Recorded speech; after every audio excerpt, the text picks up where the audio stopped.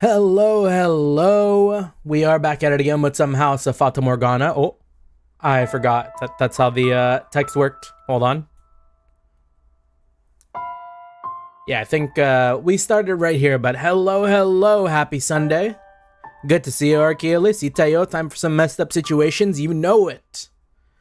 We are out here experiencing the imperfections of humanity for real, for real. Anyways, hope you're doing well. Hope you're doing well. From the looks of things, you went to another birthday party yesterday, or I believe it was yesterday. The birthday party king. Anyways, you and the maid travel down the dimly lit hall, passing by the mirror once more. From the light of the candle in the maid's hand. Ooh. Excuse me, right before I started. Right before I started, I choked on some water, so that's kind of a lingering feeling going on right now. Yeah, the light from the candle in the maid's hand was the only thing that reflected in it. The maid herself did not appear. And that's when I was like, vampire. We pointed at the screen. However, just as you were about to avert your eyes. Hey, Owen, Taskaru moment. I don't know if anyone wants to hear me coughing. I think we had enough of our coughing arc back when, like... I was playing like Lethal Company back in like October of like last year and I was dying. That was like the worst coughing I've ever had, and that lasted for like a month. Might have been COVID. But yeah, hello, how you doing, Jeremy? Hope you're doing well. Another birthday party. Also, finally remember that Stellasaur was not the game with the Blue Archive controversies. Oh, okay. So, different one. I see. You thought you caught a glimpse of white hair. Oh! Damn, already! We're like minute one. The last thing I said, I remember saying this last stream, but like, I was like, hey, what if we're the white-haired girl, like this whole time? This is like, I don't know if this is a red herring. This could be a red herring. But, I don't know, we'll see.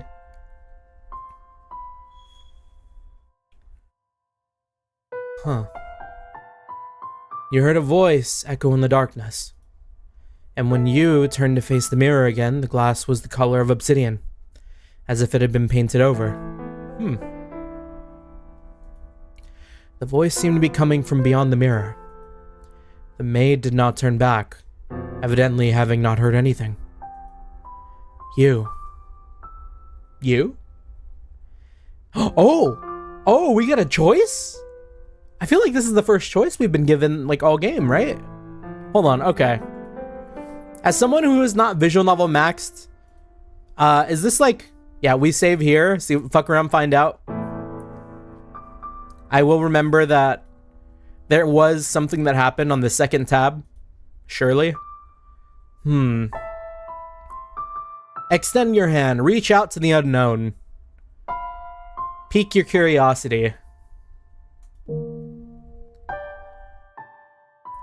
You extend your hand towards the darkness overrunning the mirror. The second your hand brushed against the surface, the tips of your fingers sunk into it.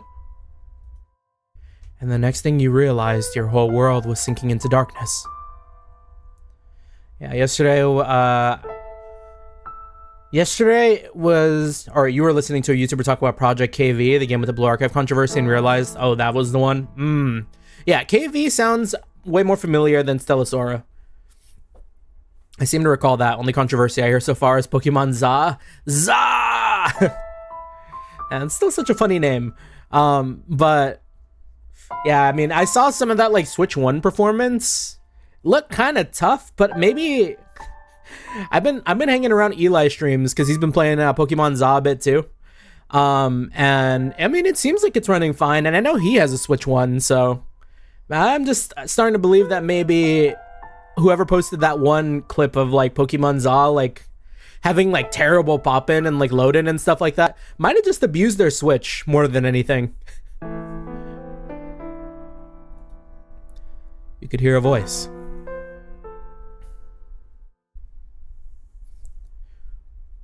I am the witch. Oh? Oh, not the performance, but the graphics of the PS2, PS3 rant. Okay, yeah. Giselle?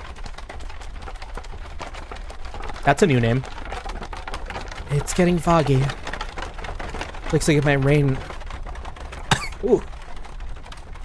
Little sliver of water there. Clear my throat. Looks like it might rain. Maybe we should take a little break. You want to keep going? Oh, all right then.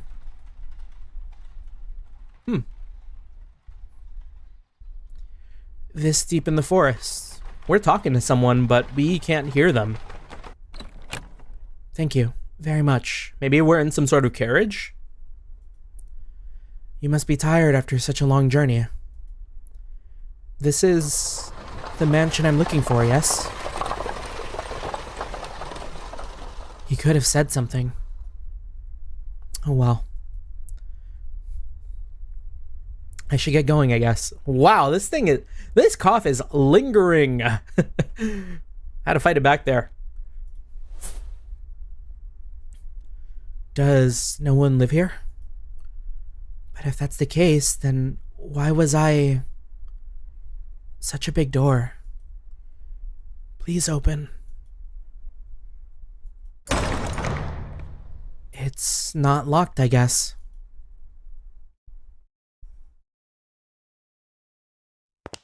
I wonder if the window's open. Darn, not a hint of light. Hello? Is anyone there? Please don't tell me it's actually abandoned. I suppose I can't know without looking around a bit more. What do we have here? Drapes? I see a little light beyond. Ah. The stained glass. Oh, and this song though. It's so pretty. It looks like an angel. Why would someone cover this up? It's beautiful. With a little more light, it'd be... Please do not touch the drapes. Yeah, it's gonna be the maid, isn't it? Or the windows. Oh, who are you? Who are you? Mitchell? Michael? Mitchell.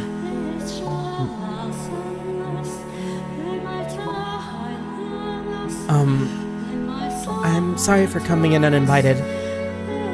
But, I did announce myself. Now, I don't know if that's gonna hold up in court, little lady. Here, we thought the beast broke... Oh, right! This must be the past. Either that or they remade the windows. Is this, your mansion? It is. Mitchell, let's go. Thank goodness. I was afraid it was deserted. I suspect you would have preferred it if the house were abandoned. Oh, not at all. I would be scared to death staying in the dark mansion all by myself. I'm sorry. No ill will intended.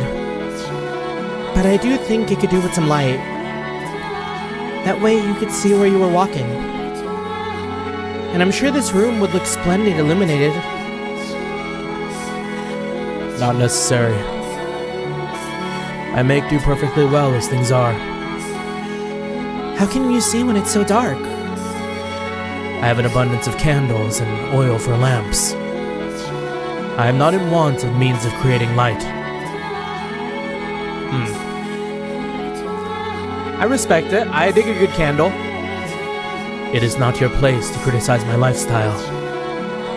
If you need light, you are free to leave.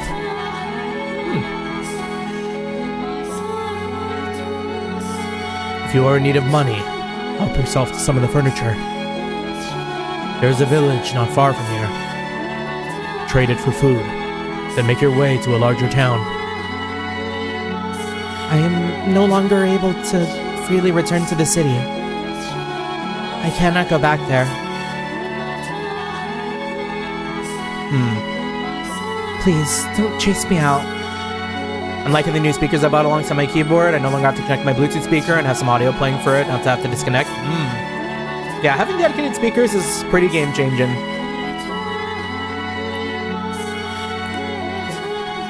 I see.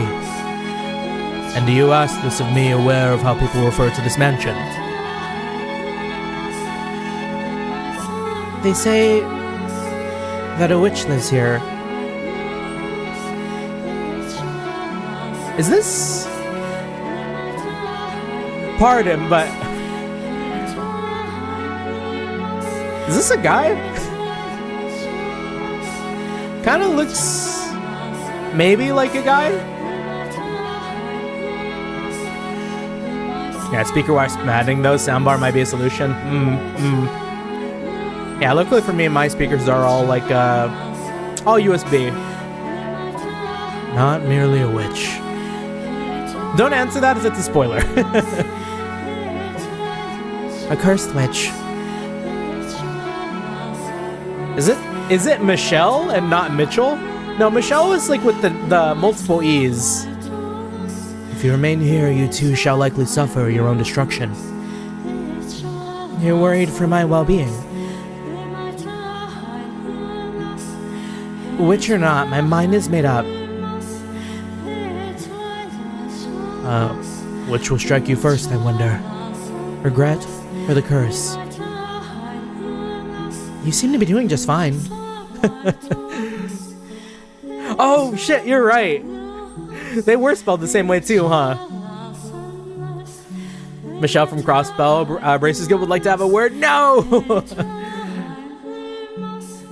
You seem to be doing just fine. It's only a tale. The witch is real. Very much so. It is not a legend nor a fairy tale. The witch. Oh! The witch's name was Morgana. A name dropped! Is me. Oh. Mitchell is Morgana? Examine the mirror memento.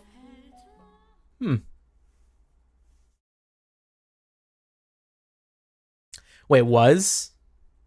Oh, yeah, was is such a very big word there, right, Archeolus? I kind of skimmed over that.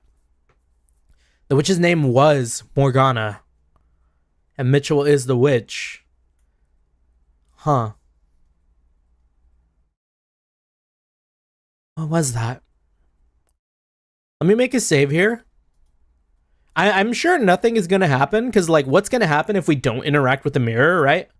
But we'll load back after averting our eyes and just see what happens. Oh, lock. Oh, I guess I should lock them. I'll lock everything that I don't want to lose. And if we avert our eyes, what happens? I mean, we're going for the extend the hand, but...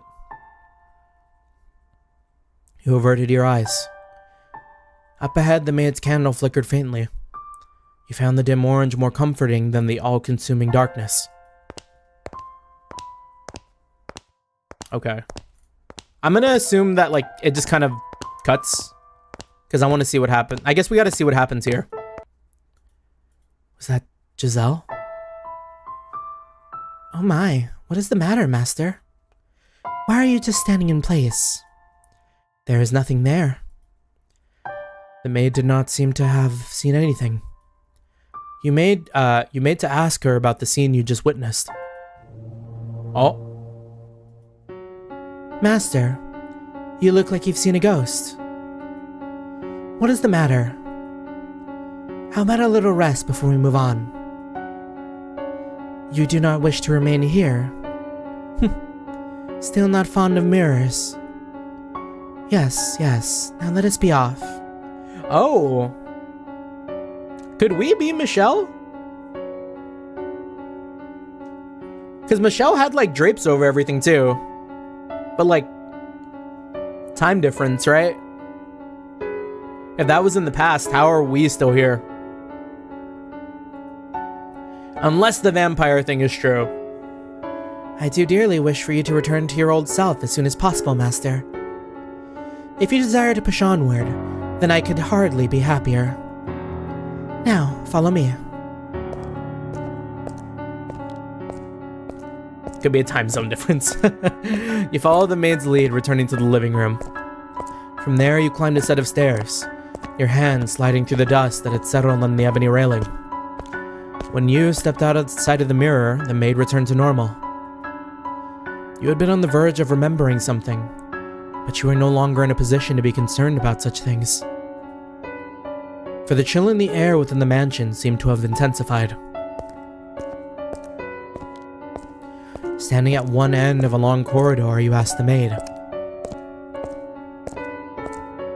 When was the mansion built? I would imagine you know more about that than me, Master. Yes, I know. You have not yet regained your memories. I was simply teasing you. I have been a servant of this house for many, many years, but the truth is I do not know everything about it. All I know is that the mansion is cursed, and that it has brought misfortune upon its residents. Since times of old. I can make a conjecture as to when it began, but I believe you should figure it out for yourself, Master. There is no guarantee my perspective is the correct one. Now, let us proceed. Yeah. You and the maid traveled down the dimly lit corridor. While the layout of the house was the same as in the eras of the flaxen-haired boy and the beast, the bleak, colorless gloom felt incredibly dreary. The house has remained unchanged. On the wall partway down the hall hung a painting. The painting, which depicted a beautiful landscape, was oddly entrancing, but you did not have time to appreciate the work. Your hand in the maid's, you passed by the painting. Before long, a door came into sight at the end of the hall. This door is what I would like to show you next, Master. Listen closely. Do you hear the voices? Lively but rough, energetic but coarse. What lies beyond this door is neither a period of elegance and abundance like the first one, nor one of ruins and savagery like the second. Technology and culture had become quite developed. Cameras and photography had been invented. It was a time of great progress and many breakthroughs. And for that reason, those who lived in it were constantly seeking to try new things. The tale I'm about to tell you is one of a man who wagered everything on his ambitions. I hope that's what you see, Master. I hope that what you see, Master, will stir something in your heart. Now, through the door we go. Please, do not let go of my hand. Are we entering the industrial era? Or maybe past industrial, right? Photography and stuff like that? Maybe like... Is that like the Steam era? Does that still count as industrial era? No, right? It's sad for me. I'm broken Uma as I use a lot of coins to max out potential ogre recap. Very worth it, Archaeolist. Do not fear. The 5 potential ogre recap is an investment for the future. The maid pushed open the door. Colorful balls bounced around atop a long, dark green table. One man dressed in black and standing by the billiards table turned towards the door. The room was inundated with eye-watering cigar smoke, causing you to squeeze your eyes shut.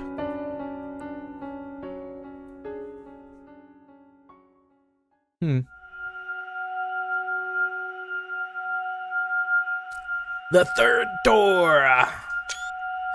1869. The time of Arthur Morgan, I think. Arthur Morgan, Red Dead Redemption 2. How old was that guy anyways? Might be like a little before that. That era was a rat race of innovation and development. Oh, Jammer?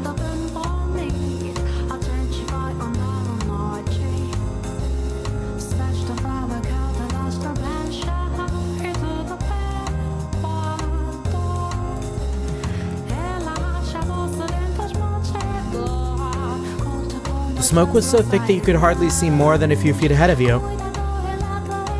I could compare it to a dense morning fog, but that might give the impression of beauty, and there was little of that to be found in this haze. Victorian era, okay. Do you see the silhouettes of several men in the smoky room? The one in the middle. The one looking in your direction, Master, was the present master of the house. You know, in my head, I've always imagined the Victorian era to be like the 1600s. Oh, kinda Jacopo, kinda dapper looking. His name was Jacopo. And though he dressed in such fine attire, I sincerely doubt he understood how splendid the furnishings left in the mansion truly were. I am a faithful servant of this house, and I would not, for the life of me, dare speak ill of my master. Can we hide text bars? I forget, yeah. Okay. Just for future, so I can, like, you know, pull them out of the frame and use them for thumbnails. However, this is a time long past. I imagine God would be so kind as to turn a blind eye to a little bit of honesty. I was not terribly fond of my master back then. Oh. He had wavy hair, the color of over-dried tea leaves, a piercing gaze, an arrogant smile, and he wore a hat that made him look rather haughty. He put his trust only in money, renown, and rank. He loved only the iron and steel that had revolutionized so many industries. He had not the slightest bit of love or care for other people. At the very least, that's what I believed at the time. Ah, so he's gonna go through a character arc, I see. Take a look around the room, Master. Jacopo had remodeled it into a recreation area. A billiards table sat in the center of the room, and the downward-facing lights hanging from the ceilings were special made. The light shone upon the dark green stand like a stage, cigars and bourbon-lined glass cases installed in places of bookshelves. The cases were always fully stocked, their contents available to partake of readily. Oh, and also I realized I don't have my right chat up. Yeah. At that particular moment, as he had many times before, Jacopo had invited several friends and acquaintances, and they were entertaining themselves. Boy, what kind of voice do I give Jacopo? His wealthy, high-ranking acquaintances had a variety of hair colors, from polished brass to the brown of a baby robin, to the color of sunburnt wheat. There was also much greater variation in skin tone compared to the visitors and residents of previous eras. Oh. But that was hardly any surprise, for the mansion sat upon land inhabited largely by immigrants. The New World. Sounds like he has a young smoker's voice. Don't make me do it! I don't know if I could do a smoker voice. Oh, what's the matter? What are you looking at? Yeah, because I thoroughly fucked my throat by doing that beast voice at some point, so I'm like, if I'm gonna be with this guy for a while, I should try to do something I can like sit with, you know? Because me doing that, like,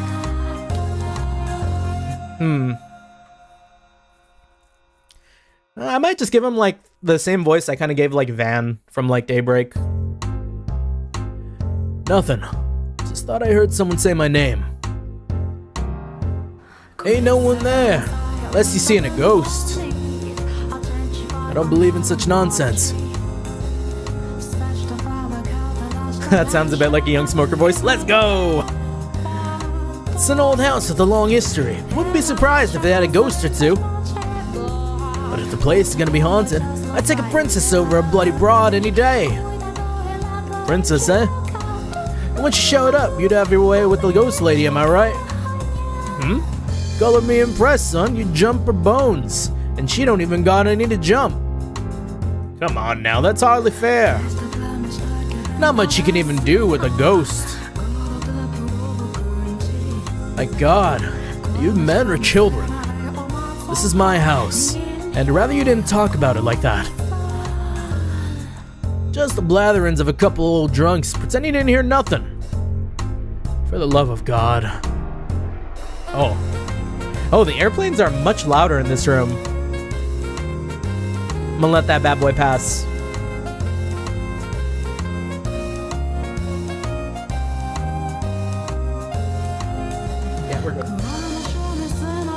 In any event, whatever happened to that printer you invested in? I haven't heard their name come up in some time. Ugh, can we please avoid that topic?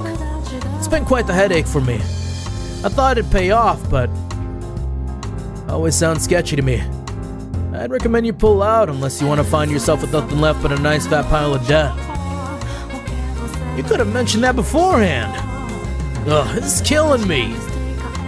The men's deep voices resonated in the cloudy room. Whoa. Deep voice, whoops. As they imbibed alcohol and puffed on their cigars, they conversed mostly about business and money. Jacopo and the rest of the men were a breed known as investors. You might call them tacticians. They survived on information, attained before anyone else, by making swift decisions and having foresight. Though instead of flesh and bone, their soldiers were made of ink and paper. To an outsider, this meeting might appear to be a congregation of friends, but in reality they were observing one another, gathering information and anything else they could use to get ahead. Oh. At times, money and information were exchanged directly, and when they were no longer of financial value to one another, their relationship would pop like a bubble and dissipate into nothing. But you know, Jacopo, you can't be sure this railroad you're so passionate about is going to bear fruit neither. But that's where they're wrong. 1869 and the railroad is like peak money. Jacopo's about to make a fucking killing. You don't even know if it'll get finished.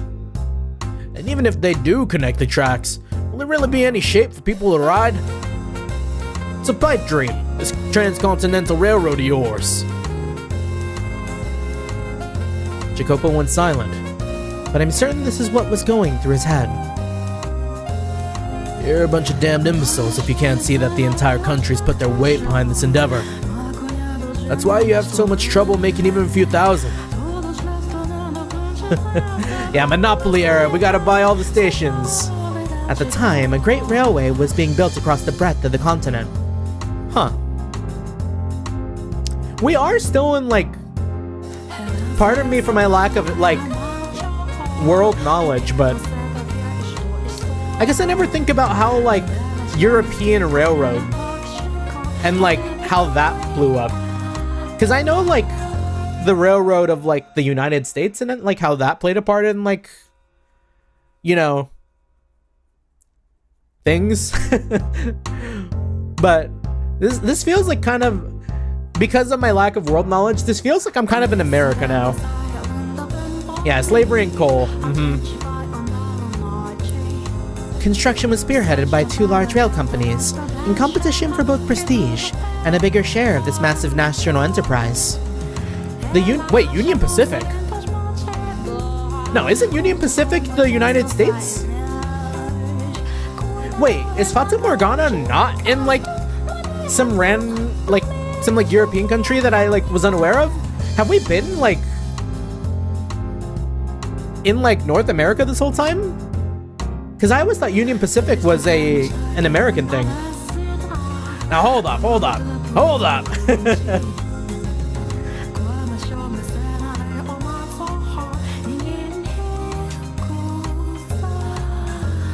We're grabbing out the phone here.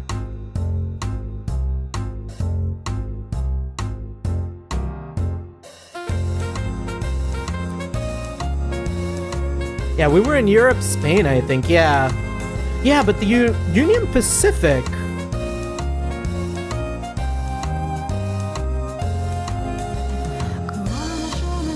is like 1,000... Oh, wait. I totally forgot this could... No.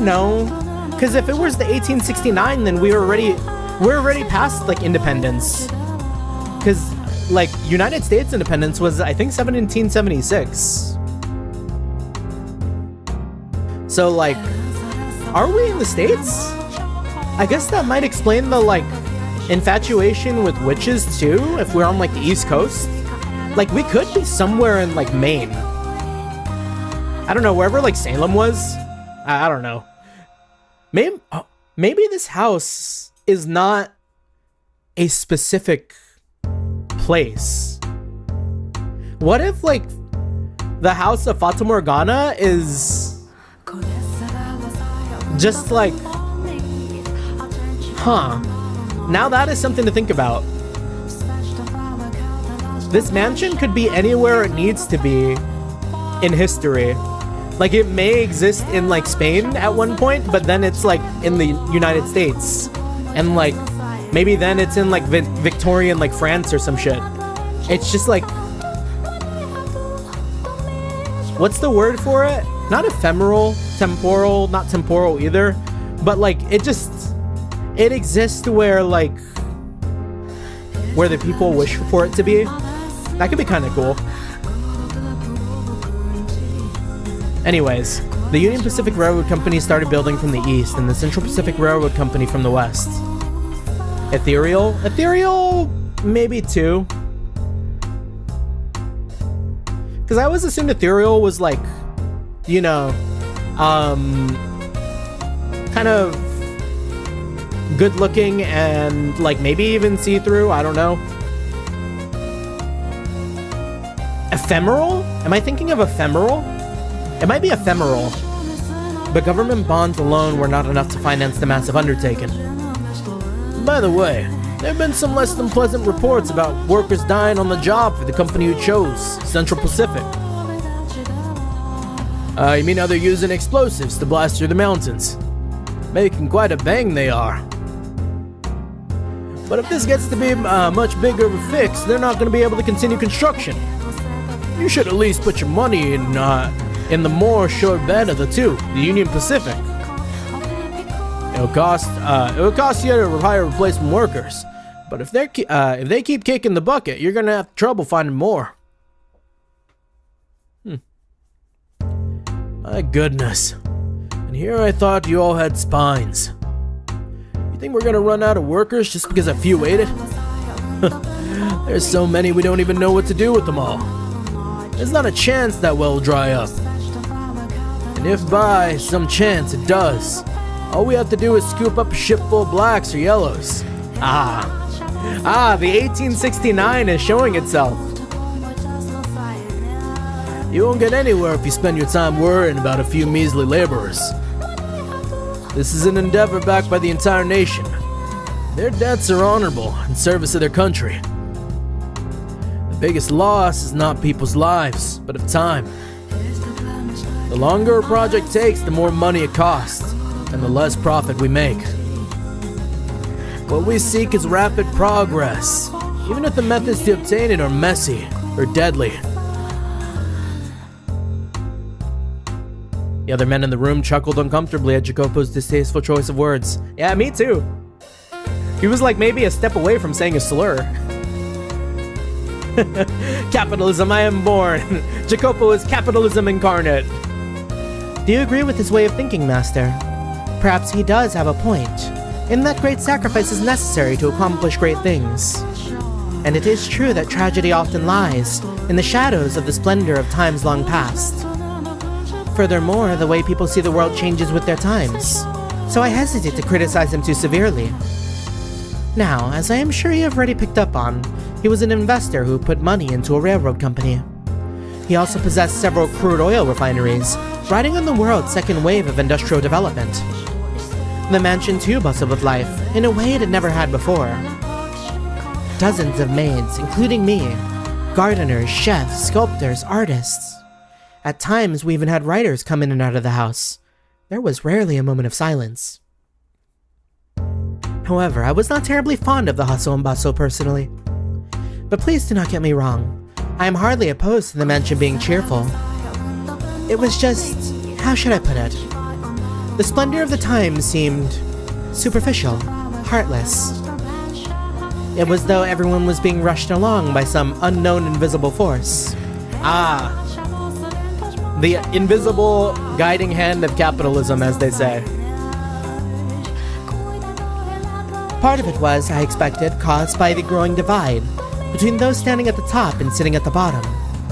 Or perhaps, the mansion was simply taking after its master. There's no time to waste. Everything is resting upon the success of the project. Whatever it takes, I'll ensure it happens. I need more money and more power. Feels weird for me to talk like this in the van voice because, like, It don't feel like Van. Suddenly, a restrained knock on the door stopped his train of thought. From beyond the door came a woman's voice, gentle as a soft spring breeze. Pardon me, I made some tea. May I offer anyone a cup? Oh? It's her? When the door opened, in it stood a beautiful woman with pure white hair. It was indeed her. Are you surprised? Not anymore. Honestly, if she can make it to one time, she can make it to another. Or did you anticipate her appearance? Though she was not the same age and dressed differently, the white-haired girl whom you saw fall into the hands of misfortune in the era of roses and the era of the beast was also present in this era of innovation. Furthermore, she was Jacopo's wife. Oh, wife? Tea. I don't recall asking for that. When were you asked to make it? I wasn't, but I had these leaves with the most wonderful aroma, and I thought you might enjoy... Shut your trap and know your place. What do you think we have all these maids for? Yeah, definitely not Van.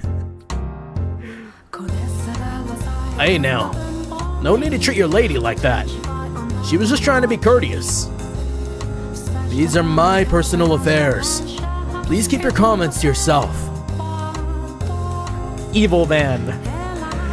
His friends were unsure how to react, but ultimately nobody stepped up to stop Jacopo. They merely shrugged, tossing glances at one another.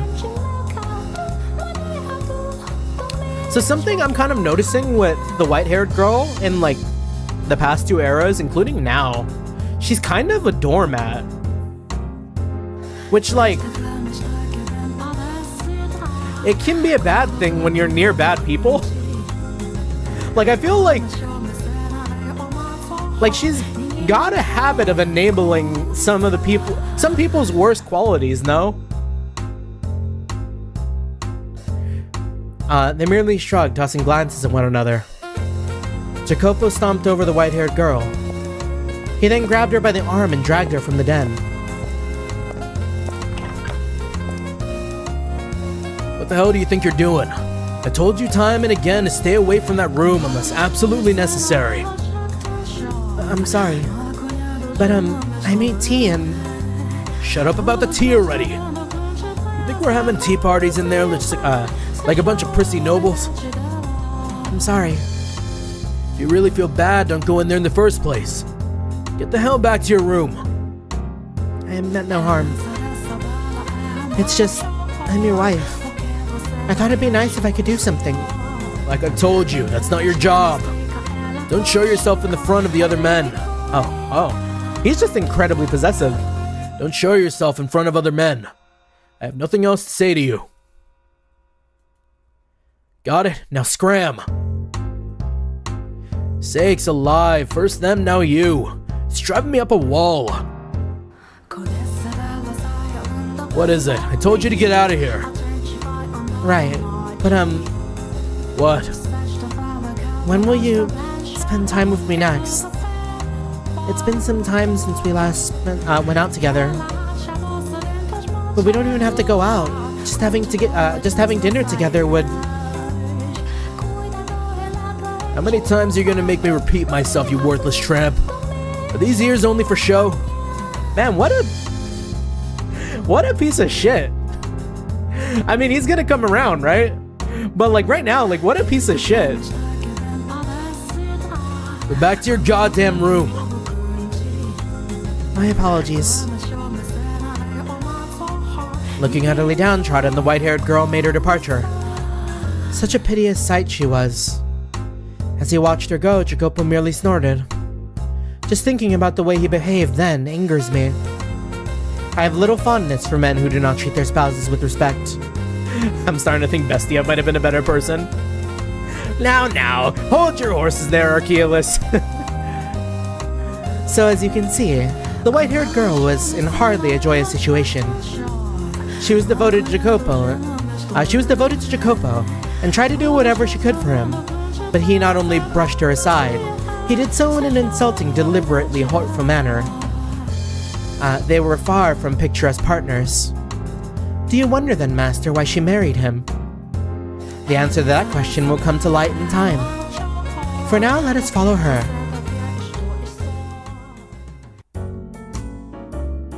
Oh, I'm getting the feeling that all the music in this door is going to be a pure vibe.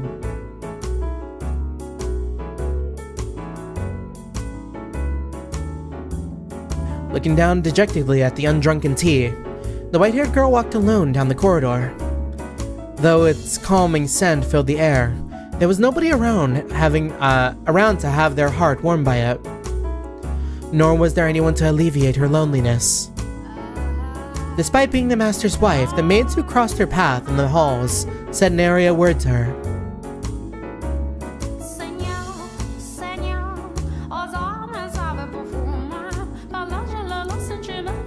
NTR. I mean, the conditions feel like they're set, Archaeolus, I'm just saying. As a matter of fact... Oh dear, I beg your pardon, madam. It's fine. One even bumped into her, stifling a laugh as he trotted off. Not her getting bullied by the maids, too. In all likelihood, she had done it intentionally. The poor white-haired girl who had fallen to the floor stared helplessly at the broken cups. The tea she had made for her husband was forming a stain in the carpet. The maid's behavior towards the mistress of the house was absolutely unacceptable. Nonetheless, it was commonplace, all because of the way Jacopo treated her. The more the man of the house acted cruel to her, the less weight her position as his wife held to the servants. Day in and day out, the maids worked busily, offered little opportunities for leisure, so they would naturally have accumulated quite a bit of stress. And she became the target for them to let off the steam. Not directly, but through a more subdued kind of harassment from the shadows. She must have felt quite miserable. I imagine she would have been better off as one of the maids.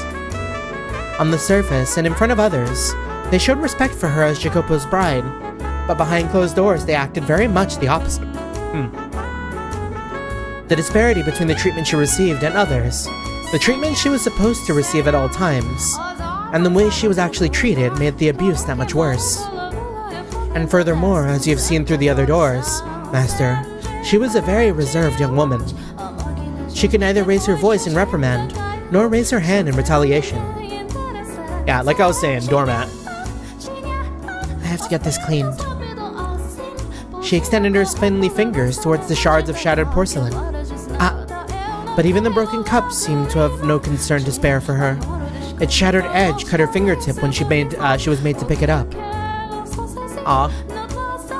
A trickle of warm red blood ran across her unearthly white skin. As painful a sight as it was, it had a sort of taboo beauty to it. The blood spilling from her fingers showed no sign of slowing down. She clenched her hand into a fist, let out a sigh, and went back to collecting the shards of porcelain. But when she did... Maria? Madam! Madam! What's the matter? Madam, you're bleeding! While all the other maids ignored her, one came running over, shouting to the white-haired girl's side. We need to get that cleaned up and bandaged. Oh, you don't need to pick that up. That's not your job, madam. Oh, the way the music kind of... It's alright, Maria. There's not much to pick up. It is not at all alright. And the rest of you, why are you all just standing there? Your boss's wife is on her hands and knees, and you're not even lifting a finger to help. You disgust me. Maria the goat. Maria, it's fine, really. Oh, madam. If you weren't so timid, this wouldn't happen. You're allowed to yell at them, you know. It's alright, really. It's my fault. Anyways, we should get that finger taken care of. Let's get you back to your room, okay? But the broken cup and the spill.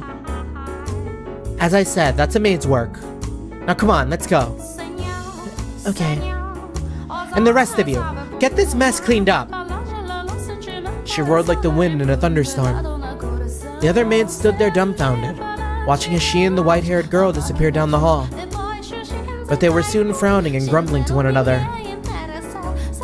She thinks she can act all high and mighty just because the master's fond of her. The woman's name was Maria. She was one of the maids. and she was the one person in the mansion the white-haired girl could think of as an ally. Though her husband paid her no mind and the maids made her life miserable. Just one person, Maria, treated her with respect and kindness. And I'm sure you can readily imagine just how much of a lifesaver that was for her. I think the maid will be the one to commit NTR. Mochi Pride? I too found myself somewhat relieved that Maria was there for her. Being a servant of this house, I was also one of the maids working there at the time. However, I was unable to involve myself to any greater degree in her fate. This meant that there was little I could do to assist her, even in times of pain and unpleasantness. The best I could do was pray that Maria would continue to lend the white-haired girl a hand. And that does it. Thank you, Maria. You're always such a big help. Oh, no need to thank me. I just did what any good maid should do. No one else is in the room, you know. Oh, right. Then I can drop the act? Man, I just can't get used to talking all stuffy. Oh? Oh? Wait. Maria with the gap? I'm out here doing my best, but the head maid's still spouting stuff like, "Your manners of speaking is improper for a servant." Every single time we meet.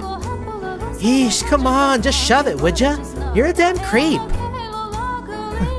Now, you mustn't speak of her like that. Sorry, slip of the tongue. She just kind of gives me the willies, you know? Speaking of, you dropped that stuffy talk too, madam. Kinda awkward if only one of us is acting casual, you know? This is normal for me. If I attempted to talk like you, I would freeze up out of nervousness. This is my casual. Fair enough. Guess that's what happened. That's what happens when you raise well. I like it though. Has a very regal feel about it. I don't think my upbringing is the only factor.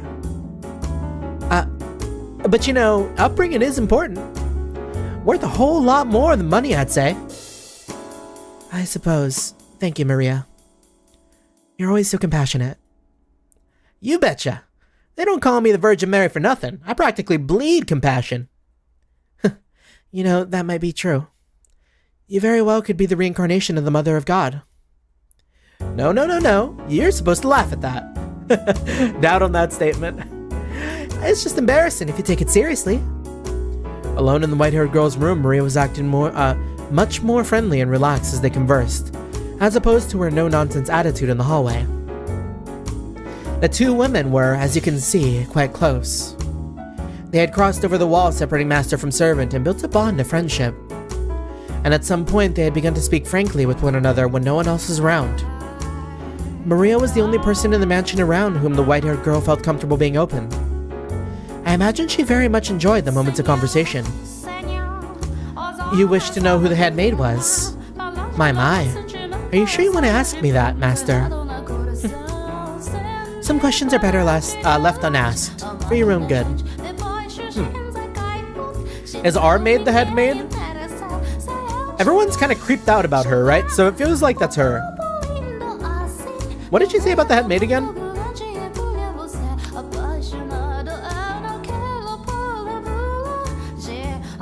Your manner of speaking is improper for a servant?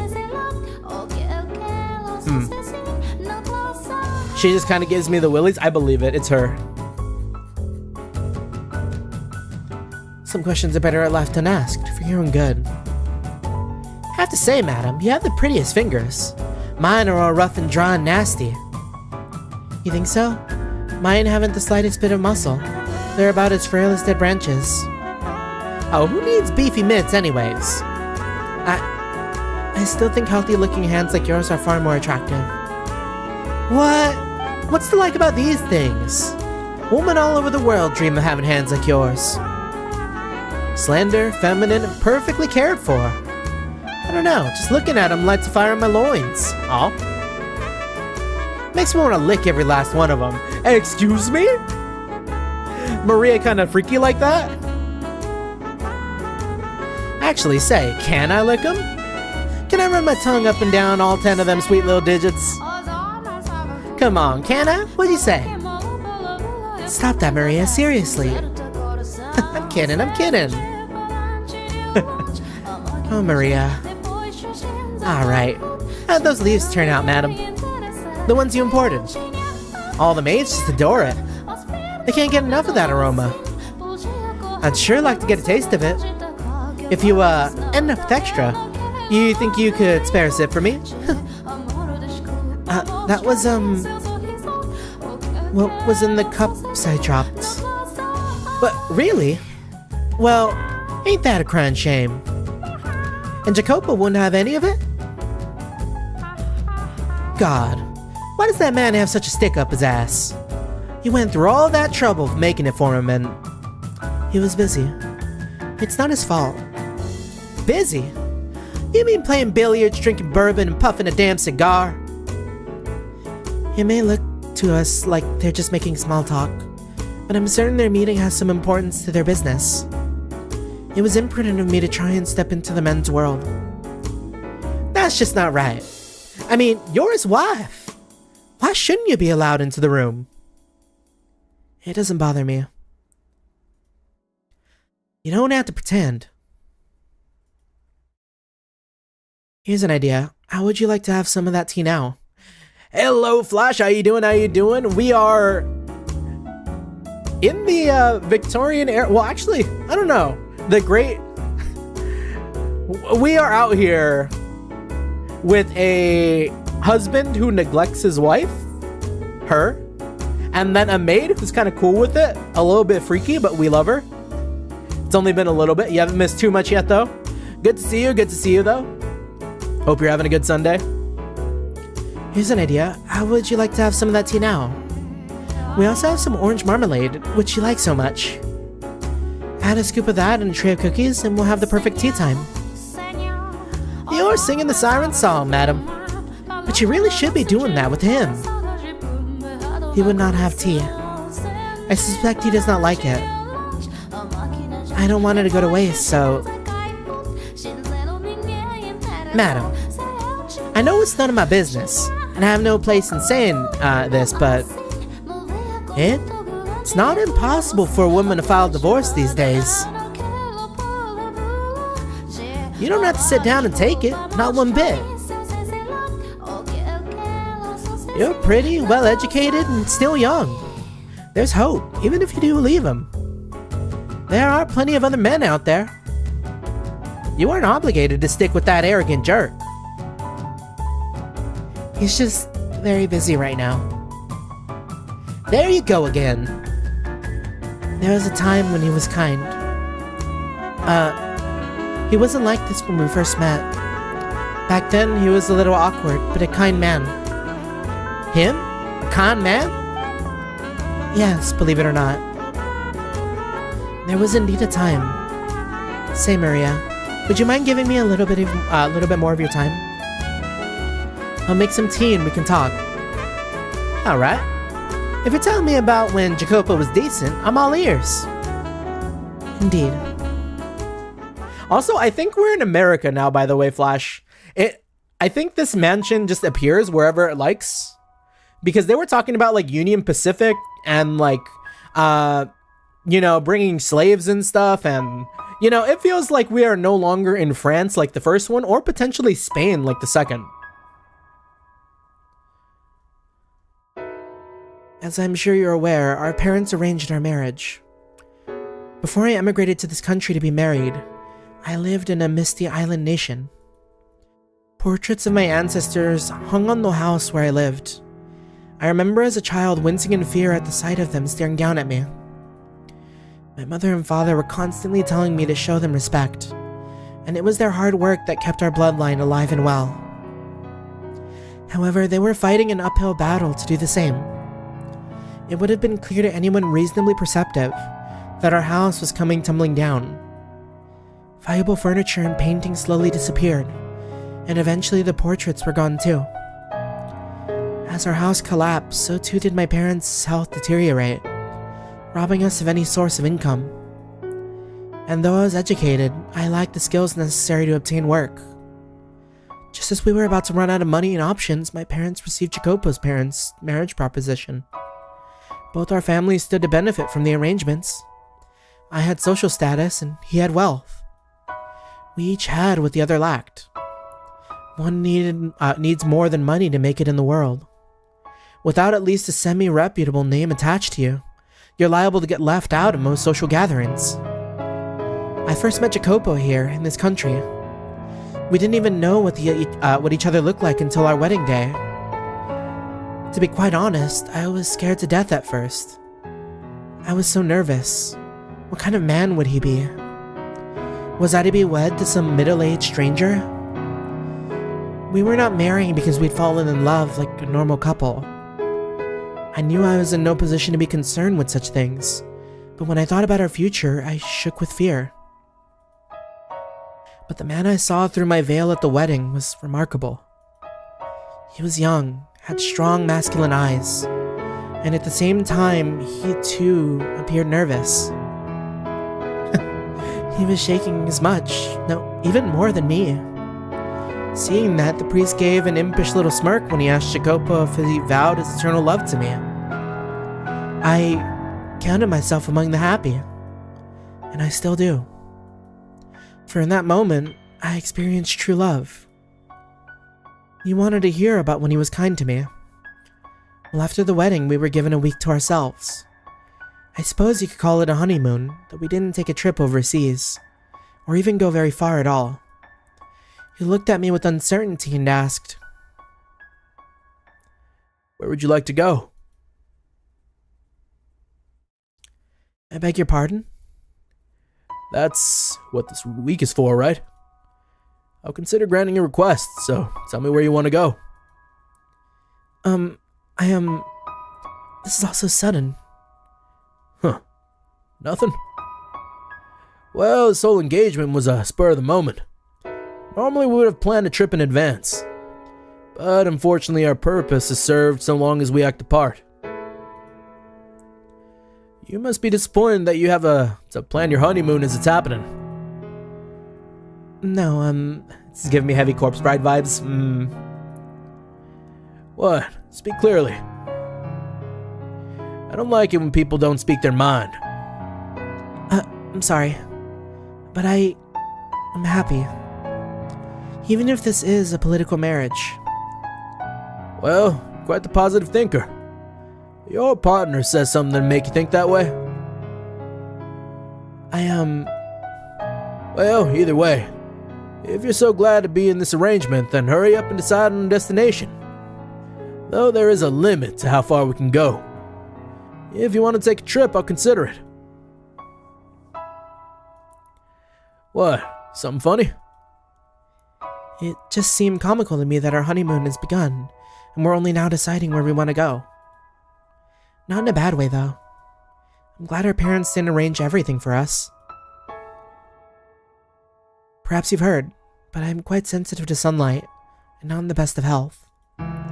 So it would be rather trying for me to spend a full week out of the house.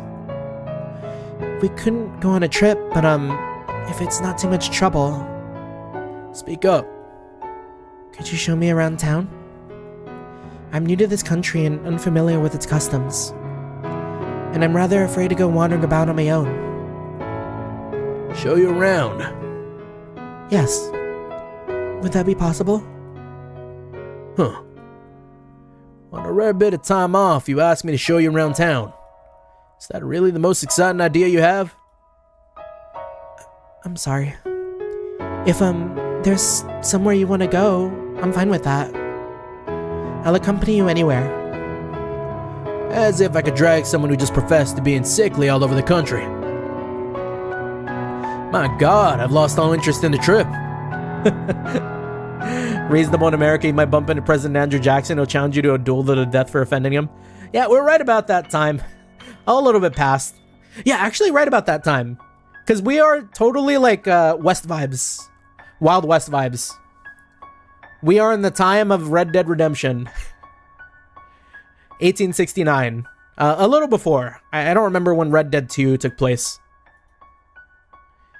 Hello? What are you doing? Go get ready now. Or go get ready. Now. I beg your pardon? You want to see the town?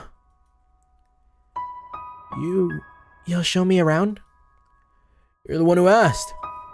Not like I have any other option, so yeah, I'll show you around. Thank you.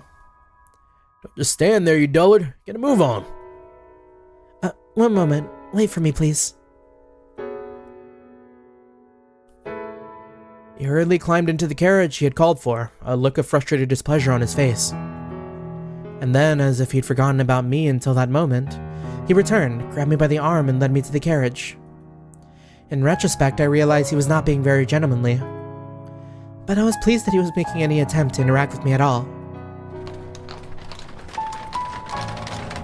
As the carriage trotted down the streets, I saw so many new things. I had spent most of my time cooped up inside at home, so it was like stepping into an entirely new world. And add to that the rapid industrial advancement currently taking place, I saw men shouting back and forth as they smacked newspaper articles with the backs of their hands. I saw corner cafes crowded with cigar-smoking men on breaks from work. It was like the hustle and bustle of a festival.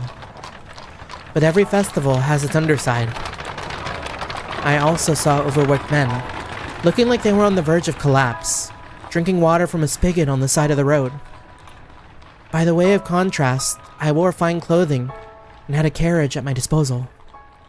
I imagine every day was a struggle for them just to remain afloat. Had I not married the man I had, I too might have found myself on that street in a similar situation. But it was not relief that spread through my breast at the sight of them. It was pangs of guilt. It felt to me like a life of opulence was wrong, sinful. It broke my heart to know that I was living so much better than them. Jacopo snorted disapprovingly at me, seemingly reading my mind, and then said, The poor man who envies the rich, covets his wealth, and finds the ambition to make the same for himself. And the rich man who pities the poor, thinking it's his duty to give them offerings of philanthropy. To me, the latter is far more nefarious. Let me read that back. Let me really, understand what he said there. The poor man who envies the rich, covets his wealth, and finds the ambition to make the same for himself. And the rich man who pities the poor, thinking it's his duty to give them offerings of philanthropy. To me, the latter is far more nefarious. Okay, yeah. I could see that.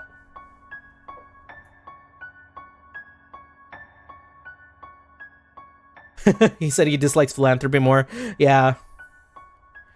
I think he's a little bit of the mindset that maybe philanthropy is like a cover to excuse greater misdeeds. That's my understanding of it right now. But we'll see. Excessive charity will ruin a man, make him come to expect handouts. Then there are those with the wrong idea of pity, who let themselves fall down to the same place, mistakenly believing it will somehow make the poor feel better. Ah, okay. I see where he's coming from. What a joke. If you're gonna do anything for them, you might as well encourage them to climb upward. Spur on economic growth and the flow of capital.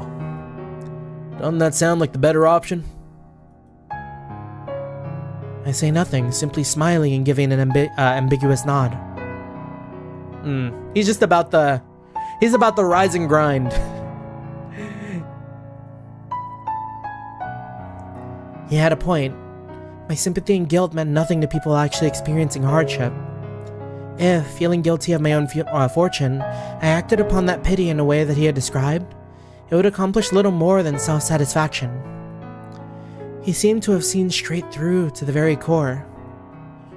It was a man who had built his own fortune through investment, which I imagine required him to be rather astute. But doesn't a world where everyone is constantly trying to climb higher and higher sound rather exhausting? I personally would prefer to be in a position where I could watch, if only from a distance, as others climbed. But obviously, I could not say as much to him.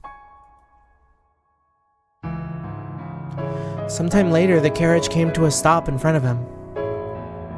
As I looked at the building perplexedly, he gestured to the door with his chin, signaling for me to get out. Gosh, alright, I gotta pause for a second, because that line right here was really good, I feel.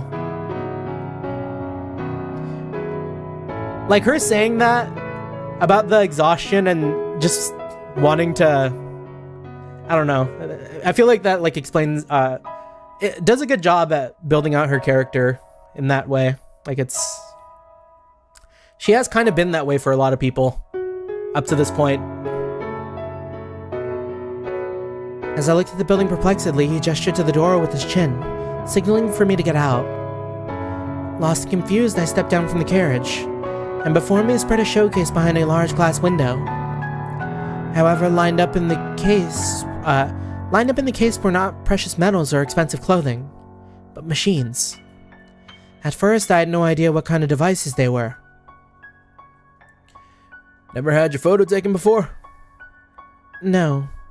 I've had a portrait painted, though. Are these machines for taking photographs?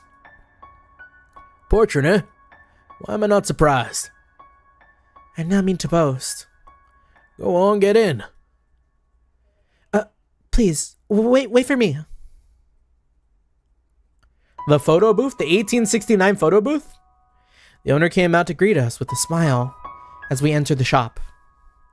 Well, if it ain't the strangest thing I've seen in all day. You're bringing a lady, and a real looker at that. Where on earth you catch this pretty little thing? She's my wife. Huh. Well, I beg your pardon. I'll be a monkey's uncle. Just goes to show you never know where the cards may fall. You make it sound like my getting married is some kind of miracle. I always saw you was one to choose money over love, sir. Oh, pardon me. This isn't appropriate to say in front of your wife.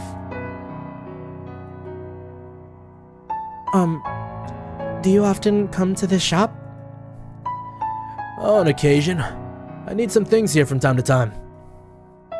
I see. There you go, smirking again. What's so funny? We're going to have our photos taken, yes? I'm so nervous and excited. I never had one before. And to have it taken side by side with you. What are you talking about? Pardon? Who said we're getting our pictures taken? And side by side, please. You're sending shivers down my spine. Huh? Excuse me? But this is a photography shop. He's just here to collect money. Hey, shopkeep. The product I contacted you about, is it ready? Oh, yep. Sit tight, I'll be right out. You take a seat. There's a chair over there. What? I'm gonna show you something much more exciting than sitting still and waiting in front of a camera lens. Oh? Also me? Oh? Just do as I say. Okay. A video, perhaps? Early photography? Early video? I sat down in front of a large mirror, which I presume was normally used to check your appearance before having your picture taken. Sitting before a mirror with someone else present was quite nerve-wracking. Out of embarrassment, I dropped my gaze to my knees. But when Jacopo returned, I was entranced by the curious object in his hands. Is that a clock? What's this? Do you know what persistence of vision is? The human eye does not perceive the world 100% accurately. This is especially true for objects in motion. It remembers images for a short time. And if you put a new image in the same place, your eyes perceive it as in motion. See for yourself. It'll be faster than explaining it. You see the slits in the disc? Oh, this is a what is it called again? There is a word for this in film. It's like I think it starts with it's like a something gram. Everything ended in gram back in the day. I think it's a triptych. Is it a triptych?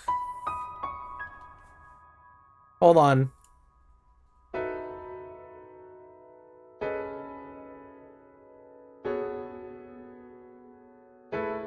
No, not a triptych.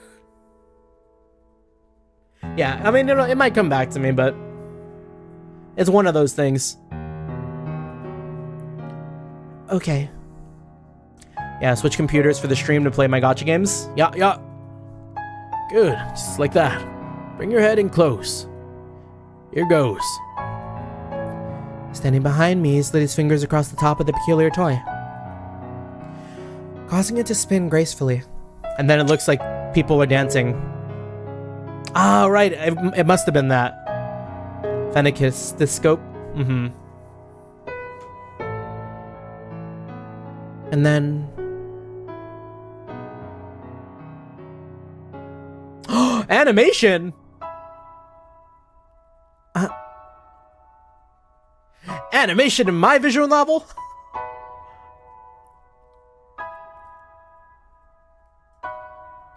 So, what do you see? They're dancing. A man and a woman are dancing. Sounds like you're not having any trouble seeing it. Are they dancing well? Yes, they are.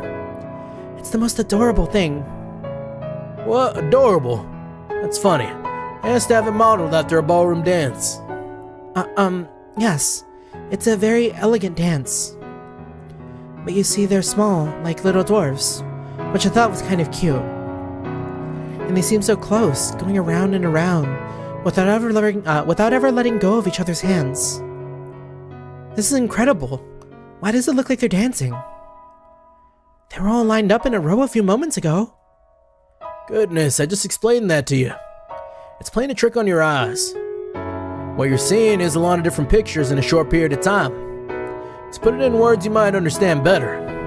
It's an illusion. Your eyes are being fooled into thinking the image is moving. An illusion? But they're dancing. They really are. And they look like they're having a wonderful time. Are you sure it's an illusion and not something else? To me, it does not seem to be. I cannot see it as anything but two tiny people dancing. That's how it works. Reach out your hand and try to grab them. You won't be able to. You're right. That's a shame. I didn't think you actually would. But it's the most precious thing. Explanation 2025. It's moving at 60 FPS. Well, excuse me, Jeremy, but I'll have you know I'm running the game at 84 FPS. What a weird number for the game to be at. They look as though they're dancing atop my palm. I was mesmerized by the strange phenomenon. Pictures were moving after all. The still images had begun dancing before me. It was almost as if God had breathed life into them. YouTube, let me stop you at 60 right there. Damn, you're right. He had called it an illusion, but I could not grasp that. It was such an adorable, heartwarming sight. I imagined the two were off living in some other world, separate from our own. They looked so happy. I was almost certain that they were off dancing in their joyous world, free from all the sorrow and loneliness and pain of this one. Eventually, the speed at which they danced began to slow, as if they were resting their legs. It's almost as though I could hear the sound of their feet with each step.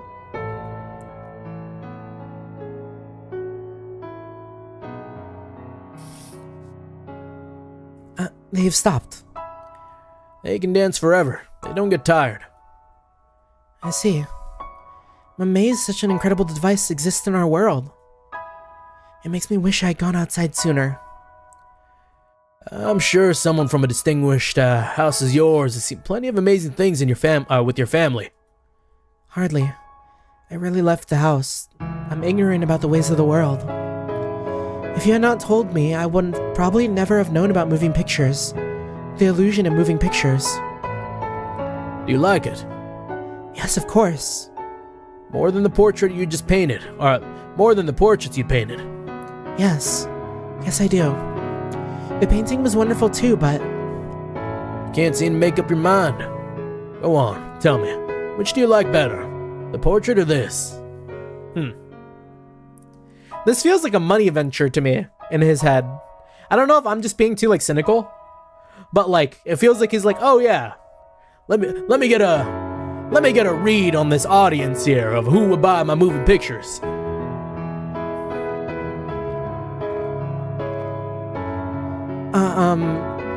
I like this better. I see. He looks somewhat pleased. Though, when it comes down to it, this is a simple trick only a child would fall for. Then I suppose that makes me a child. If it means I get to watch something as splendid as two tiny people dancing, I'll happily fall for the trick. Quit describing it as two people dancing, or two tiny people dancing. You're going to lose your head that far up in the clouds. Oh, I'm sorry. I do not know how else to describe it, though. Oh, there we go. There we go, Jeremy. You were right. It's a toy called a phenakistoscope. Phenakisto? Phenakistoscope. Wait. Nah, he even got me fucked up. Phenakistoscope. Phenakistoscope. Oh, here too. Damn, that's crazy. We have one mind. Phenakist wheel. Close enough. It was invented around 30 years ago. I had the shopkeep make one modeled after the original design. So the shop owner drew this? He did. A lot better than you'd expect, is it? Yes, indeed. I'm surprised he could draw something so cute. Say that to his face and he'll go red as a beet. What'd I give to get a load of that? You should tell him next time you see him. The inventor must have been high when they were naming it. It's too sciencey for its own good. He's a sweet man. Despite how he looks, you mean? It's not right to judge people based on their appearance. I'm just kidding. Don't take it too seriously. The shopkeep here loves new technology. That phenakistoscope is one such invention that caught his eye. You can trick the eye into thinking drawings are moving. Using a sequence of photos, you can perhaps make it seem as though real people are moving too. The moving pictures. Oh. And if it becomes possible to show those images to many people at once, these developments could broaden the options artists have to express themselves. Not drawings, but photographs? Yes, photos. I've taken hundreds or perhaps thousands of photographs. It'd be possible to reproduce the world as we see it. This room, people walking down the streets. There's no point in recording boring everyday life, though. If you're going to leave a record of anything behind, it should be the projects and enterprises that move nations. Say, for example, a moving record of the opening ceremony of the railroad. That would be something worth watching. Wait. I don't know the history behind the train coming at the audience and everyone getting scared video. Is that what it was? Was that like a video, a recording of like the opening of the railroads? And then in time, it would expand beyond a mere record-keeping technology and find its way into the hands of artists. Is such a thing possible? You must remain still for a long time to take a single photograph. Right now it isn't, but eventually it will be. And I'm not simply fantasizing here. Is that so? It sounds very futuristic. Do you... What? Do you... There's the water again. Want to support people who work on that sort of thing? Is that why you're friends with the owner? It has nothing to do with my wants. I merely think there's money in it. The rich starve for entertainment, and artists create that entertainment. I have no interest in their pretentious self-expression. You're telling me Jacopo would have been an AI, bro? Of course. I just want their money. What? What's so funny? You look like you're enjoying yourself. Honestly, it's just about the money. As you say.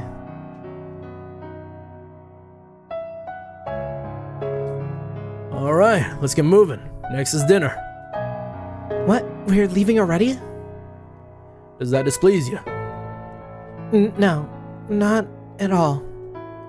To tell you the truth, I wanted to spend a little more time playing with the Phenakis wheel, but I could not bring myself to say as much. Reluctantly, I approached the owner to return the wheel. Don't bother. Bring it with you. What? But... If you don't want it, that's fine too. Just make your decisions quickly. You're making the driver wait. Having said that, Jacopo exited the shop. I alternated between looking at his back and the Fanacus wheel, debating what I wanted to do. And then with a smile, the owner whispered to me. Oh, you're allowed to keep it, really. Your husband out there had it made as a gift to you. For me? A little while back, he came to my shop asking if I could make a phenakistoscope. Now that about knocked me out of my chair. He's a man who almost never asks for favors. He's pretty damn brusque. He's got a tongue sharp enough to cut steel. But he's not wicked to his core, I swear it.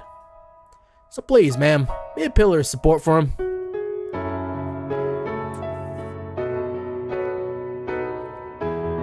In that moment, the Fanacus wheel became a precious treasure to me. We had only just married days earlier, and yet he had commissioned it for me without even knowing what I looked like. I was filled with a warm, pleasant elation. I agreed with the owner. Jacopo was not a bad man. He merely had difficulty expressing himself. Hurrying back to the carriage, I gave him my deepest thanks. He glanced over at me for a moment, then turned back towards the window and muttered, "Yeah." From there we went to a restaurant for dinner. You call this a pizza? The crust is an atrocity. It's like I'm chewing on rubber. How can you wave my country's flag and not serve spaghetti? Do you have no shame at all? Okay, hold up, pause. Is spaghetti an Italian thing or is it an Italian-American thing? Because I've heard mixed things from like a lot of like foodstuffs. And I've always seen that like certain pastas, like especially like red sauce, apparently like red sauce is kind of more prominent in like Italian American than it is in actual like Italian cuisine. But it's neither here nor there. We don't have the knowledge for it. This wine is pitifully unbalanced, far too high levels of acidity. Listen to me carefully. The house wine is the face of the restaurant. Fret not the origin, but embrace the cultural taste. True. He complained about every little thing. It was a complete disaster. Okay, yeah. I was like, who's talking? But yeah, that's Jacopo. Yeah, with a name like Jacopo, I guess that would make sense. He's from Italy. But curiously enough, I was not at all put off by his behavior. When the sun set, the carriage made its way to a nearby hill. The cool nighttime breeze felt wonderful on my skin. Flushed from the alcohol and the light from the gas lamps had a... Flushed from the alcohol and the light from the gas lamps had a comforting warmth to it. Though Jacopo had complained about the quality of the wine, once he had intoxicated himself, his mood improved visibly. It made him unexpectedly talkative. Look out at the city. A gloomy town that shuts down at night isn't suited to expansion or growth, but the city isn't like that. You can see people walking beneath the lamps. You can hear the bustle of them talking. This is a city that still has plenty of room to grow. As they ride the rising wave of the economy, many, many more people will gather here. More people means more money in circulation. More money in circulation means the city grows. Companies are founded, and more goods are bought and sold. Will it really change so drastically? It can be difficult to see what's happening from the inside. The majority of people just go about their daily lives, and the next thing they know, things are different. No, I'd wager most don't notice the changes at all. Only those with the eyes sharp enough to realize what's happening can see success. I cannot afford to overlook even the most minute change. Do you have a dream of some kind? A dream? I'm not sure if it's easy enough to attain to call a dream. Others might call it greed, perhaps ambition. Don't laugh now. My intention is to make the world mine. The world Yes, the world. The way the music paused when I said that too. I could like totally see them like lit under the gas lamp and like the music pausing, him saying that. And then like, yeah, gosh, this OST, man. The soundtrack is so built for like reading. Who would have thought a visual novel is good at the one thing it does? Or the one thing you're supposed to do? Yes, the world. And to do that, you need neither physical strength nor kindness, but money and influence. People have no choice but to kneel before those forces. Why are you so intent on obtaining power? Because I want to change my country, I imagine. Your country? You're aware that I, like you, am an immigrant, right? I emigrated from an island in the Mediterranean, though not the same island as you. My country is a peculiar place where candor and violence go hand in hand. As a whole, the country is on the poor side, and if nobody does anything about that, I'm one of but few of my fellow countrymen who had set their sights on the new world. They are falling far behind other nations. If I find success here, perhaps that'll catch their attention. But if it doesn't, then my country is doomed to collapse. You have much love for your homeland. My feelings are a little more complicated than mere love, but that's nothing you need to concern yourself with. Well, I'll have to remember not to get myself drunk around a woman again. Forget everything I just said. It's about time we get back to the house. Alright, but What is it? is it alright if I provide you encouragement as you try to attain your dream? I know my presence is more likely to be a hindrance, but I would like to be there to watch as you trek forward. I suppose. Do as you wish. Thank you. You have my support then. Darling? Sent a shiver down my spine. Though not an unpleasant one. I'm glad to have you as my partner. Bro hitting that partner in 1869. I was without a doubt happy then. His smile, the things he said, the Phanacus wheel he gave me, they were all undeniably real. All those memories give me the will to wait. For the day things go back to the way they were, they allow me to believe.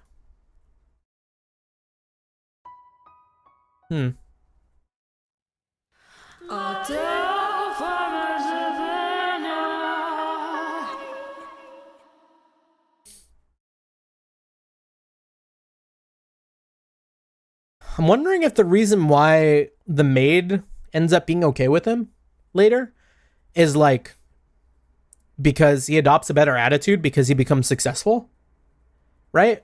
Could that be something? This is something that actually happened to another maid. She heard a sound in the middle of the night. A sound like dripping water. At first, she thought it was raining, so she looked through the window, and there wasn't a cloud in the sky to cover the stars. Maybe it was a faucet, she thought. So she stepped out of her room and into the corridor. Compared to her room, it was unearthly chilly. The maid regretted not bringing something to cover herself with. But that didn't make any sense. Normally the temperature wasn't that much colder outside her room. Her night clothes had always been more than enough for a trip to the lavatory. Wondering what the reason could be, she made her way towards the sound. But then she realized something. There was no faucets in the direction she was going. Rather, she was headed towards a hall. The mansion where she had served had many halls, but this one was off in a far corner of the house, the least used hall of them all. It had a high roof, but not a lot of space, so it was difficult to make good use of.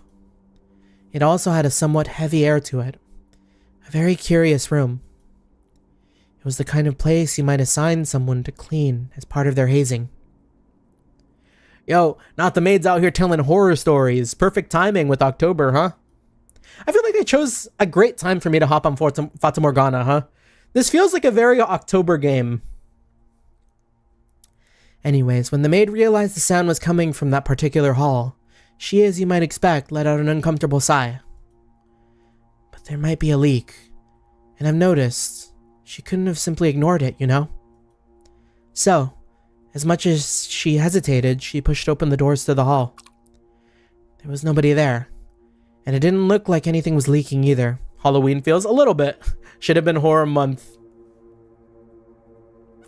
Yeah. We're doing Outlast now, though. Do not fret, Jeremy. We got one scary game in at least. And then I'm probably going to do Phasmophobia next week, too. With the amount of things that I've done with my VR headset. So I will most certainly die there. There were no puddles or water stains anywhere to be found. But she could still hear the sound. Drip, drip, getting louder and louder. Slowly stepping further into the room, looking left then right, then left again, she searched for the source of the sound, coming to a stop in the center of the hall. She stood there still, quiet, and then, a chilly spot on the nape of her neck. With a little yelp, she reached back to feel her neck, but it wasn't wet. Confused, she slowly, warily tilted her head back. Whoa. And there hung a bloody skeleton from the ceiling. Jacopo? Afraid of a little bit of ghost stories? Yeah. Oh no, wait. Yo, Maria's like this with Jacopo too? Oh, I'm scared. Don't do this to Maria, man. Do not make Maria the snake. I'm scared. We cannot have Maria NTRing the white-haired girl.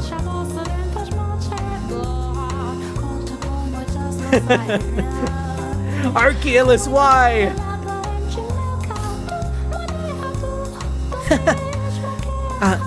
That's rich. Amazing. Oh my god, you scream like a little girl. Maria, you little... My god. Are you men or children? This is my house, and I would rather you didn't talk about it like that. Whose words were those again? Shut your mouth. How do you know about that? Are you eavesdropping? And another thing. I do not care for the sort of stupid fantastical tales you women so love to pass around. Because they scare you? You've never been able to handle anything scary, Jacopo. Ugh. Whoa, don't glare at me like that. You're gonna destroy my sides.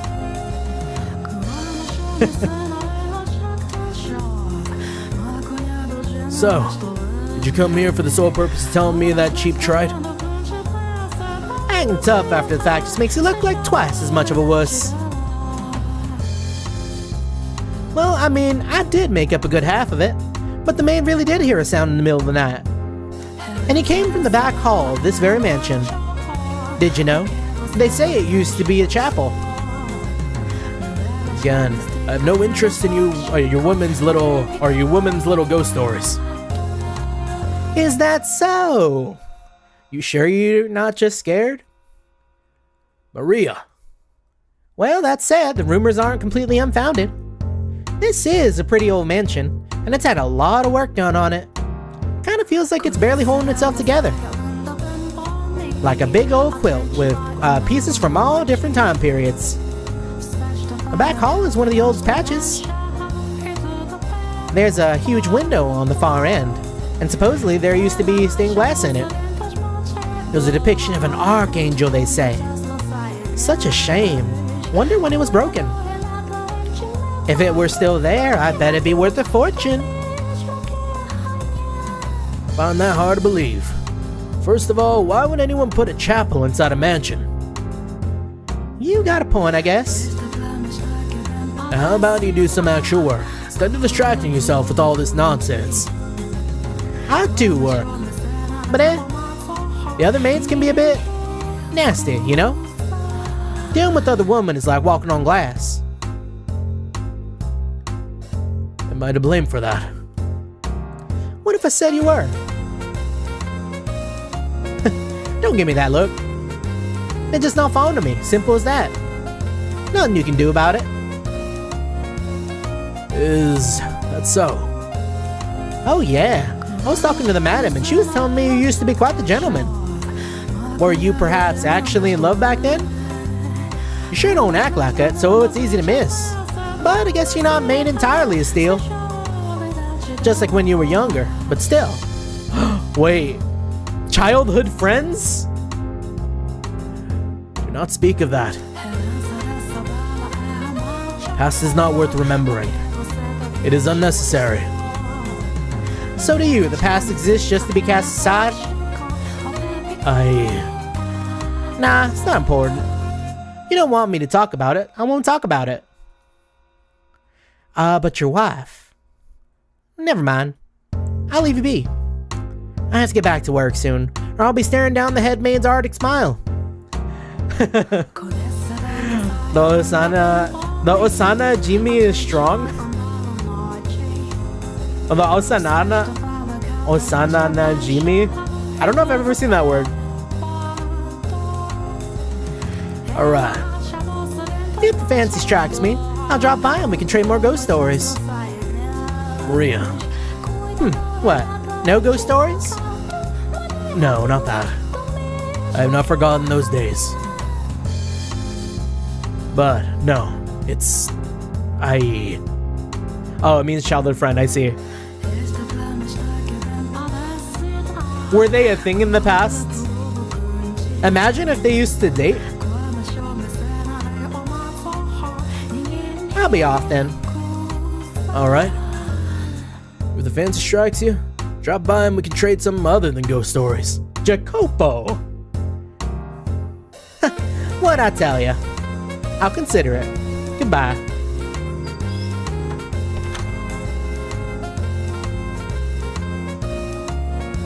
God damn it. Can't escape anything.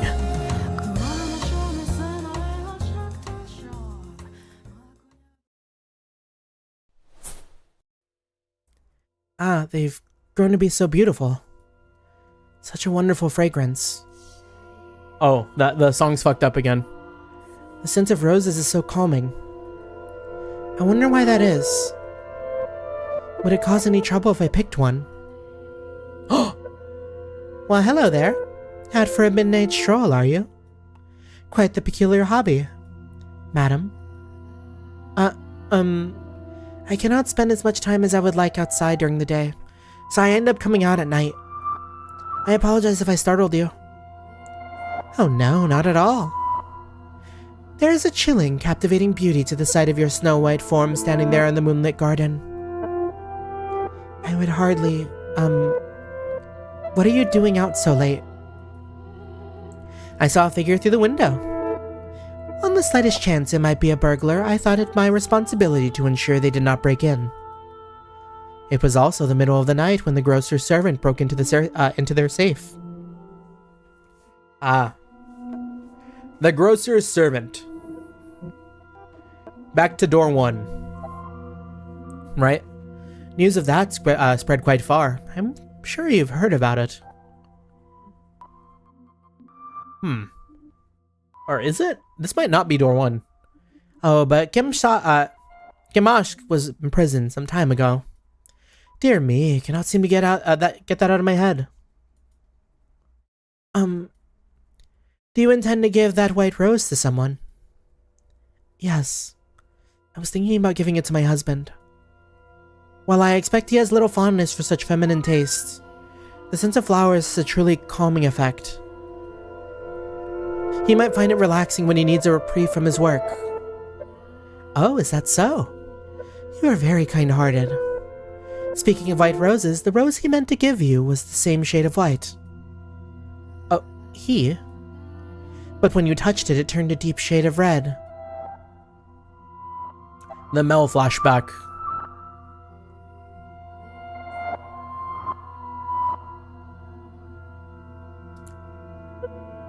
Or was it? No, this was the Bestia flashback, right? No, Bestia only found the one inside the dirt. Had to be the Mel one.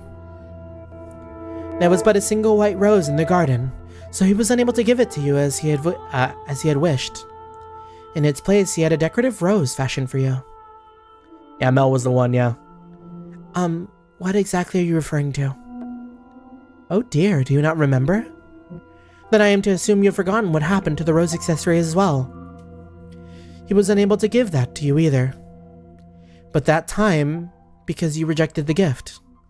I am not criticizing you for the decision, of course. You had a perfectly good reason for not accepting it. Heartbroken from having lost you, he buried the rose in this garden. Over the years, the roses in the garden withered away, and in their place grew a thick, unsightly nest of weeds.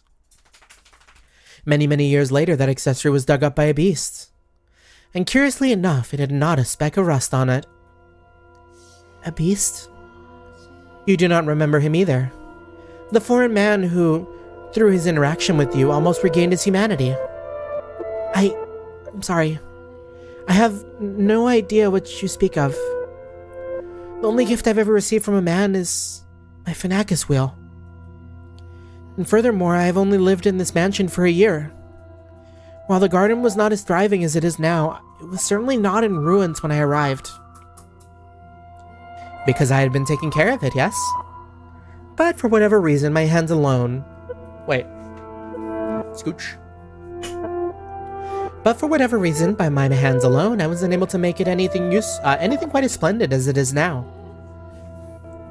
Once you arrived and began to work on it, however, just look around. You've restored it to its former glory, to the magnificence of the flaxen-haired family's time. I promise, I am not trying to fault you for anything. Now that I think about it, it makes sense you would not remember. Though you are still you. You are different than before.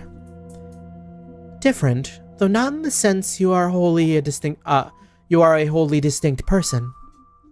Tell me, is your name... again?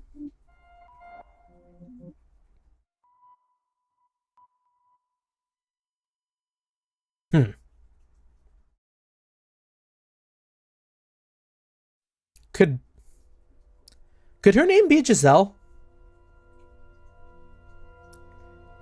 Gisell. I don't know how to spell Giselle.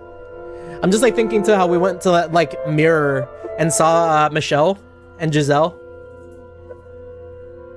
And then it seemed like when we went through the mirror, we were talking in like the Giselle perspective, right? So I'm only thinking that like, hold on. How do you spell Giselle again? I need to like actually write it out. Giselle. Yeah, I don't think that fits, so probably not. Giselle. Yeah, it's like one short.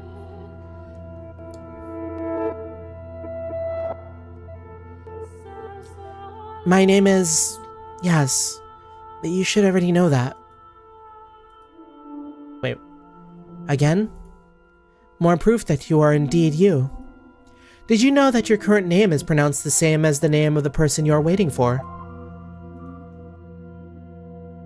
What are you talking about? I have met you many times, and I know of your past, of events that transpired long ago. Wait. Morga. Wait, is Morgana the same length as Giselle? I'm so bad at letters. Morgana. That is 7. 1, 2, 3, 4, 5, 6, 7, 8. Okay, not Morgana either. I'm telling you the truth. I first came to this mansion just a year ago. Until then, I had never left my country, or even set foot out of my own house. We did not have any servants either. So, where then are you saying we met? This mansion, of course. But I'm telling the truth. It was a year ago, shortly after my parents fell ill and I received an offer for my marriage. I knew something had to be done. I knew it, and I'm telling the truth. If that is what you remember, then I do not doubt you. But I also suspect I know why you seem so flustered. Are there moments when your memories seem hazy? When it seems like important details have fallen through the cracks? Yeah, I mean, she was saying she came from a hazy, island. That could have meant more ways than one.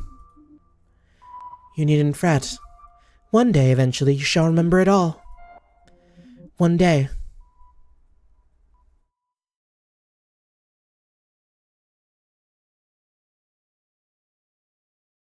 Hell is this? A white rose. Did she leave this here? A flower. What does she think she's doing? Is she trying to aggravate me? That garden. That damn rose garden is the whole problem. Flowers serve no purpose but to deceive. That garden is a sign of weakness. It has no place in this house. No, don't destroy the garden, man. It's existed for centuries. Approximately a week had passed since then. The white-haired girl was, as usual, spending her time in her room, reading, staying inside the house. Then, Maria barged in. Madam! Oh my, you're out of breath. What happened? What happened is we've got a big problem. The garden. The rose garden. The garden? All the roses you put so much love and care into growing are being chopped down. We'll lose them all if we don't hurry.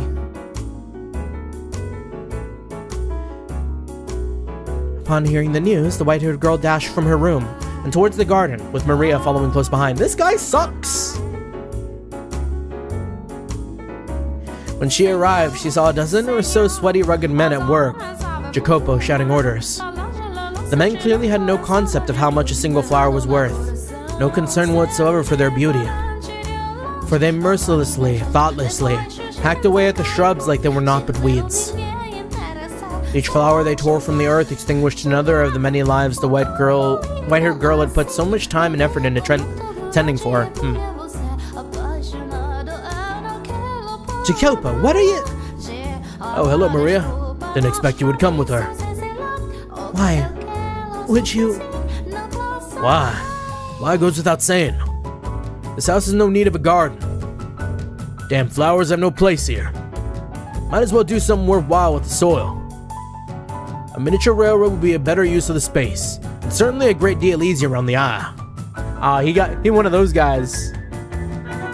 He's train set maxing. I could even get my hand on some genuine wheels. The same wheels being used on the revolutionary Transcontinental Railroad. 10 or 20 years down the line, they'll be worth a fortune.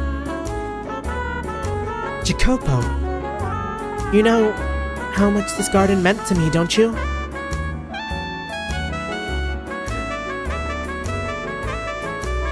Did it honestly have no place here? Flowers have a calming effect on people. They give you peace. They are not by any means worthless. So you're saying that white rose was your passive-aggressive way of telling me to calm down? Transport Tycoon like the game. Not at all. I simply thought you... At the end of the day, you're just using them for your own purposes, to trick and deceive. To you, this rose garden was nothing but... Jacopo, you've gone too far. This isn't right. Gone too far. This is my mansion. What I do with my property is my business. With that rose arch out of the picture, we'll have a much better view. There won't be anything blocking the sun any longer. Weren't you supposed to be sensitive to sunlight? Man, fuck you, Jacopo. Let a girl have her hobbies. Spending too much time out here and you're liable to fall ill. Get back inside now. You too, Maria.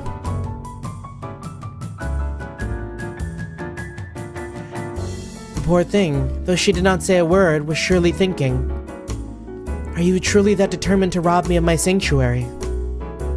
The words twirled around her head, Unable to make the final journey to her lips, she stood there, looking down at her own feet as her husband marched off, and listened to the screams of the roses being reaped.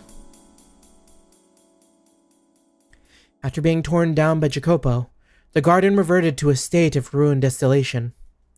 A shame, after all the work that went into restoring it to its beauty. To the beauty it had under the flaxen-haired family.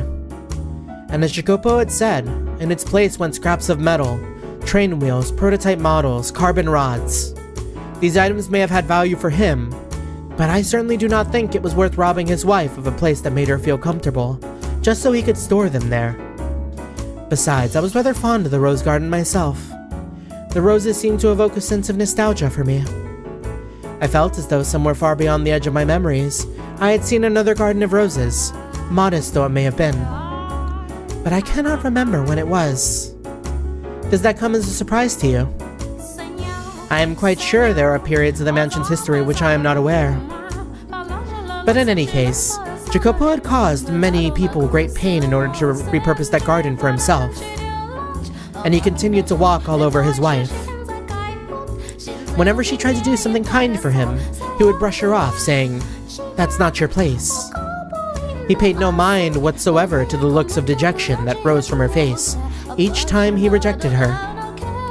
I was beginning to wonder if anything she had said about the man he had been a year earlier was actually true. And if it was true, could a person really go through such a drastic change of heart in such a short time? I don't know, he didn't really seem all that special to me in that flashback, if I'm being quite honest.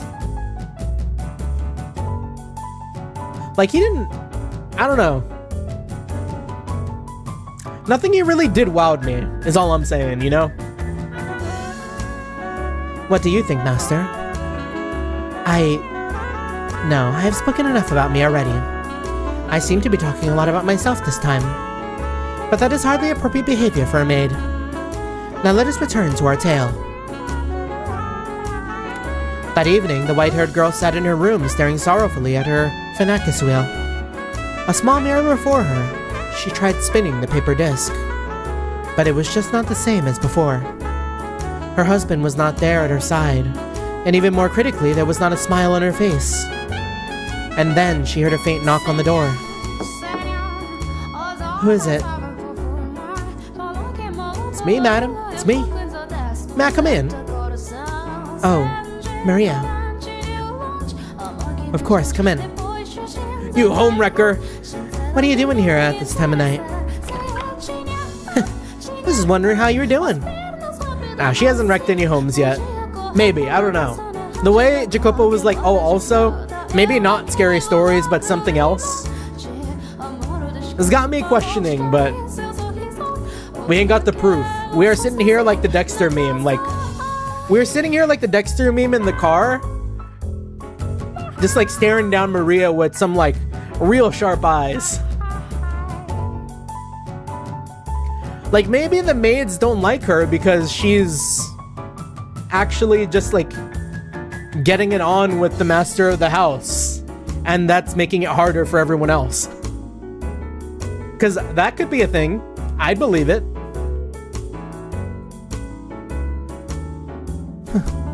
Was just wondering how you were doing. Was just wondering how you're doing. Should I have left you alone? Oh, it's no trouble at all. I'm always glad to have you. Could this be like a Freak Maria power play? Am I being too cynical? Because it could also just, I mean, it's not like I'm saying Jacopo's good, because Jacopo's also a piece of shit. Arguably more so, but you're making me blush, madam. I got the feeling you were a little down in the dumps. So I'm not here because I need to be. I just kinda ended up here, I guess. Maria. Sorry, I'm not making any sense. I can be a bit of a busybody, you know? Trouble with boundaries, I guess. Oh, yeah. Trouble with boundaries is right. Never been able to fix that. No, I don't consider you intrusive at all. I cannot count how many times your bright smile and cheerful energy have shone a light on me when things were dark. If I didn't have you, I would have given up already. You seem to see right through me. Even now, you're exactly right. I am feeling a little dispirited. That garden was an even bigger life raft than I thought. Perhaps I'm being overly dramatic, but the roses were almost like children to me. I get it, I do. You put your heart and soul into tending that garden. It was obvious how much you loved them. Of course it's gonna hurt watching a bunch of men stomp all over your flowers when you cared for them like your own children. Now I know I said this once already, but you don't need to force yourself to put up with them, really. Yeah, and the way he's just always like, get a divorce. She's always like, get a divorce, get a divorce. Plap, plap, plap, get a divorce. You don't have to bend to his will just because you're a woman. You can survive without him. Anytime you want to walk away, that's your choice. I mean, I'd sure be lonely if you left, madam. But your happiness is more important than any of that. So, you know? Thank you, Maria. Is it just like this game brings out the worst in me? And I just expect vipers in like every like scenario? Cause like not me also thinking like, oh yeah, she's trying to make Jacopo look like a bad guy, because by making Jacopo look like a bad guy to the white-haired girl, there's like no way it ever comes back to him. It doesn't come back to Jacopo after the divorce, you know? Because like after the divorce happens, he wouldn't hear like, oh yeah, Maria told me that you were a piece of shit and I should divorce you, or like whatever. I don't know. No, other way around. Maria told me I should divorce you? No, I don't know how it works, but I'm sure y'all get the picture. Where it's like, I don't know, just like that like invisible guiding hand. The invisible guiding hand of divorce. Thank you, Maria. I truly do appreciate it. But I would still like to wait for the day I can see his warm smile once more. If you say so. Well, in that case, I'll just have to be there to back you up. It'll be alright. You leave everything to this holy virgin. I'll have a stupid grin on your face no matter how down you're feeling. You really are the reincarnation of the Mother of God, aren't you? Yeah, Mangaga's being morbed. We are becoming cynical freaks. Oh, you. I told you, it's just a joke. Whatever. So, hey, madam, how about a dance? Dance? At a time like... at this time of night? I'm gonna lower my audio just like a tiny bit, because I'm seeing some clipping. Yep. And since it's so late, no loud music. All you get is a little whistling, courtesy of me. But this room is too small for... well, just use the Great Hall. Wouldn't that put us in everyone else's way? He would probably complain about the noise, too. No need to worry. Jacopo's out inspecting some factory or something today. After that, he's got a meeting. He'll be staying the night elsewhere. The rest of the maids are in their rooms chatting away. No one will notice. The way he knows, she knows everything too, and like she's just left in the dark, also feels like a little icky. Where I come from, we dance all the time. We take, eat, drink, and be merry to heart. No food or drink for us, but we absolutely can dance. Dancing's a great way to forget all your cares. I'm not much of a dancer. No big deal, nobody's watching.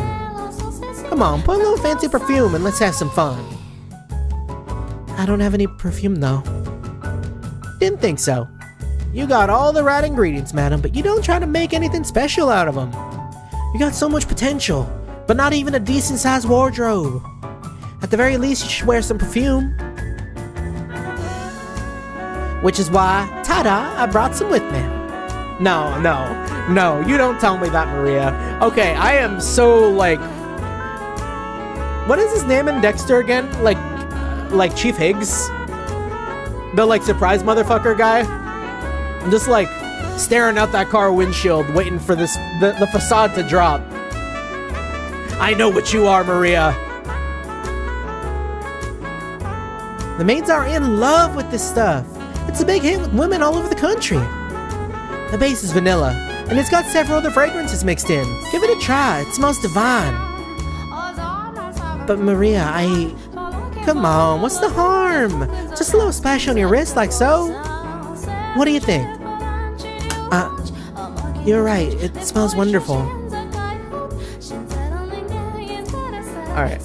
Not also me being a little, like, conspiracy brain here too, but could she be setting up, the white-haired girl to be cheating? Like, to make it look like she's cheating, like she's going out and doing things. Being an unfaithful wife to Jacopo. And this perfume. Yeah. This perfume could be like someone else's perfume. I think she is, yeah. Doesn't it? So you like it? Yes, very much so. Excellent. Now off we go, to the Great Hall. Are we really going to dance? You bet your butt we are. It's not healthy to hole up in your room all day. I know you can't handle a lot of sunlight, but you gotta still have some fun and move your body. Come on, let's go. Oh, Maria. Well, she looked outwardly uncertain as Maria led her forward. Hands around her wrists, the white-haired girl seemed to be enjoying herself on the inside. Having spent her life without a single friend, she never dreamed the day would come when she would find herself being dragged through the empty halls of a dark mansion by another woman. Maria's presence seemed to shine a light upon the quiet corridor. It would have been a very lonely trek without her. Maria spun around, gave an impish smirk, and raised her pointer finger to her lips with a soft shh. The sight of it caused the white-haired girl to chuckle quietly. The two of them on their way to their secret private ball were like two adolescent girls. In short, they arrived at the Great Hall. My heart was pounding all the way here. What's there to be nervous about? It's not like they're breaking any rules. Or not like you're breaking any rules. Only kids get in trouble for staying up late. Once you're grown up, you're responsible for yourself. I will say though, it seems rather odd for two women to dance together. Oh, if you're having a good time, what does it matter between your legs? What does it matter what's between your legs? Where I come from, there's dances where families lock arms in a big ring and go round in circles. So who says two girls can't have some fun together? Imagine you had many good moments with your family. Well, I don't have a family anymore. What? Alright, so I'll show you how it's done. Watch carefully, because you're up next. Not the way she deflected. Okay. With a wide grin on her face, Maria began whistling softly and prancing across the floor with an energetic rhythm. It was not the kind of complicated dance you'd see at fancy parties. The motions were simple, flowing, unembellished. A folk dance, I suppose you might call it. She seemed to be improving a little bit as well. But in any event, the white-haired girl was captivated. Despite it being a sequence of steps anyone could replicate, Maria breathed life into the dance. She was neither as lithe as an acrobat, nor as light on her feet as a professional dancer. She was her own lively, beautiful self. Maria twirled in place, the skirt of her maid uniform billowing gently up around her. With a smile, she extended her hand towards the white-haired girl. She hesitated for a moment, but if being pulled forward by some invisible force, she took Maria's hand. Invisible force has come up quite a bit. Hand in hand, Maria ushered the white-haired girl into her dance. It was just the two of them, but you could almost see the crowd forming around them. The other people stepping up to join in. This is it, madam. Doing great. Now lift your leg up. Good. And spin like so. This is not easy, Maria. I'm having trouble following that. You can do it. Looking good so far. You're a natural, madam. Oh, Maria. I won't fall for your flattery. I mean it. The whispers of the two girls. Their muffled laughs. Step, hop, step, step. The rustling of fabric. Many different soft sounds layered atop one another, creating a little bubble of happiness in the center of the hall. The white-haired girl's movements were a great deal clumsier than Maria's, but Maria would never disparage her for that. On the contrary, she showered her with praise. This feels like a lot of effort to be scheming. I am now maybe slowly sliding back into the camp that Maria might have a thing for the white-haired girl. Yuri moment. You're so right, Jeremy. What if she's just trying to get her to divorce so she can run away with her? Crazy thought. As flustered as the white-haired girl appeared, I imagined she was quite pleased. Before long, the tightness in her face muscles loosened. A smile spread across her lips, and she began to brighten up. See? What'd I tell ya? Fun, huh? Yes, I'm quite surprised. Both that I can dance and that I enjoy doing it so much. Glad to hear it. They exchanged looks and both laughed. That might have been the first time I had ever seen the white-haired girl so delighted. However, because of her infirmity, she quickly found herself out of breath. Her porcelain skin flushed red. Maria immediately stopped for a break. She could surely have continued dancing for some time, but Maria was conscientious of the white-haired girl's physical condition. She looked over at Maria regretfully. My apologies. If only I had more stamina. I'm hardly a suitable partner for you, Maria. Sure you are. This is all to cheer you up, madam. So long as you're having fun, nothing else matters. And heck, I'm enjoying myself plenty too. What do you think? Wouldn't it be nice to do this again sometime? Whenever you're feeling down, let's dance. If you really do enjoy dancing with a frail girl like me, then I would be glad to. Have a little more confidence in yourself, madam. You're so pretty and kind-hearted. I have loads of fun when I'm with you. So you don't need to be going so hard on yourself, got it? Thank you. Pleasure's mine. It is an absolute honor to have the rare opportunity to see such a bright smile on your face, madam. My apologies for keeping you out so late. I should get back to my room. Oh, didn't even realize what time it was. I'm more than up for a little more gum flapping. You've improved my mood more than adequately. I would not want you to be tired for work tomorrow. Okay. Well then, let's get out of here. Yes, let's. Smiles on both their faces, they made to exit the great hall. However, before they reached the door, it swung open. A man's towering shadow cast the two women into darkness, his cold, bitter glare affixed on them. If I had had even the faintest premonition this might happen, I would have done anything in my power to stop the two cheery girls on their way to the hall. But I am eternally powerless. What are you doing? Standing before them in the doorway was the master of the house, Jacopo. I thought you wouldn't be back until tomorrow. And how would you know that? No, forget it. Does my staying the night elsewhere have any effect on you? You were just waiting for this opportunity, weren't you? No. What would I possibly want you out of the house for? I'm sure you know better than anyone. What? What is that smell? Perfume? When did you get perfume? And I have to say, you seem to be having quite the time. Nah, Jacopo's in on it. No way he clocks that so fast like this. No, Maria and Jacopo are so in on it. This is a front. Look at you. You're out of breath, red as a beet. I made the right decision coming back. Where the hell you think you're going? No, I wasn't going... Jacopo, calm down. Seriously. You shut it. Now you're taking this tramp side? Or in on it is a fair point, yeah. Actually, no, I think... Told you before, you are not to leave the house without first consulting me. Or do you mean to tell me you've forgotten? God, your ears aren't just for show, alright? They're better than that. They'll even throw out the parts you don't want to hear.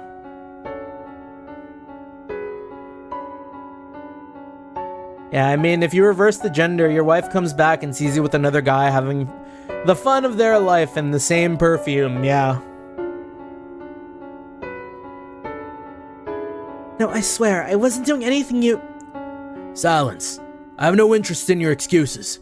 You're always watching from the shadows, observing, trying not to step on anyone's toes. And in the back of your mind, you're mocking me. No, Listen up and listen good. You just try stepping out of line again. You just try disgracing me again. You will not get away with it. For the love of God, get back to your room now. You too, Maria. All right. God, what is this sickeningly sweet smell? How utterly infuriating. It'll take forever to get this off me. I always thought you had at least some sense of taste.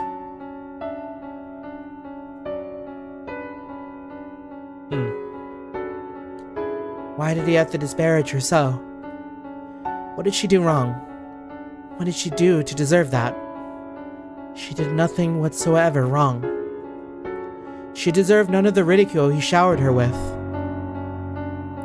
However, she was not a strong-willed woman. She did not have the courage to retort to the man yelling at her. And neither did Maria, it seemed. Without another word, they both scrambled out of the great hall, away from Jacopo. Yeah, I can never do anything to help them, just the beast. Maids got their favorite. But the beast was the master, and the maid can't help anyone else but the master until someone else steps in, so. The white-haired girl was a painfully miserable sight to behold. The cheer had drained from her spirit, and the rosy hue from her now pale cheeks. She was hunched forward slightly, looking like a small, scared animal. Say, I'm sorry. This is my fault. If I hadn't asked you to dance, and me bringing the perfume only made things worse. No, you don't need to feel bad about anything, Maria. Everything you did was with my best interest at heart. We're pausing right there. The snake allegations are not being beat. Maria, you fuck. So, don't worry. I'll be fine. So madam, I'll clear everything up. I really am to blame after all. He wouldn't even give you the time of day if you tried. He's a stubborn little shit when he's mad. I'll talk to him. He'll more likely listen to me. I'll make sure he knows he was jumping to conclusions, that I'm the one who dragged you out there to dance, and also that I forced you to wear the perfume. I'll clear everything up, okay? I don't know, man. I don't like this either. This also feels shitty. Because, Maria has placed herself in the position as her friend. So it's only going to come off as oh, she's telling you to tell me this. Oh, of course she's lying. Of course, she's cheating on me or some shit. But then, what does Maria get out of it? Other than just being a drama stirrer. I don't know. So please, you cheer up. It would be best if I could tell him myself. But yes, you're right. He would likely not listen to me.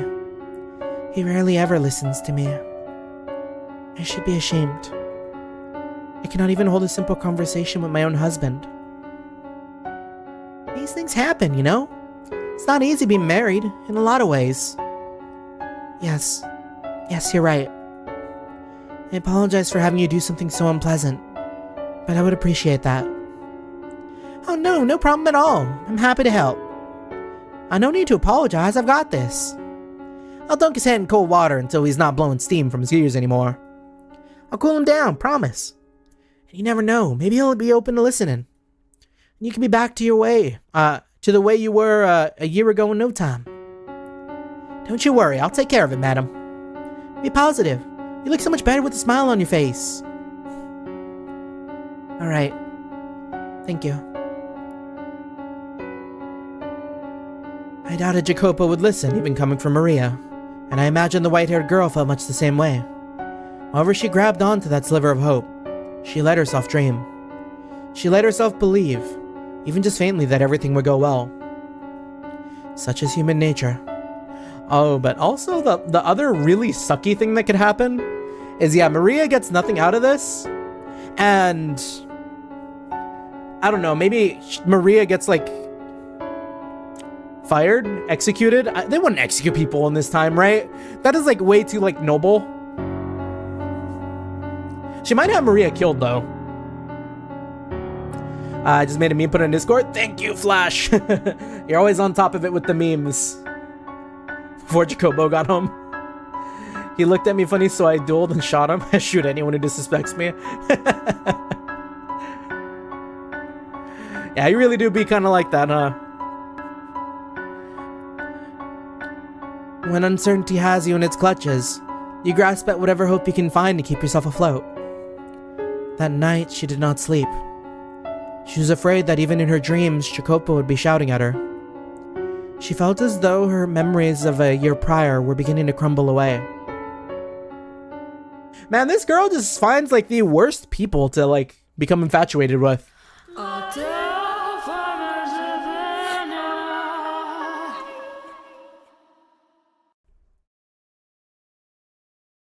Like, Mel was kind of naive and superficial. Bestia was just using her as like an anchor to commit atrocities, and now here's Jacopo, who's like pretty much only been using her for like her nobility.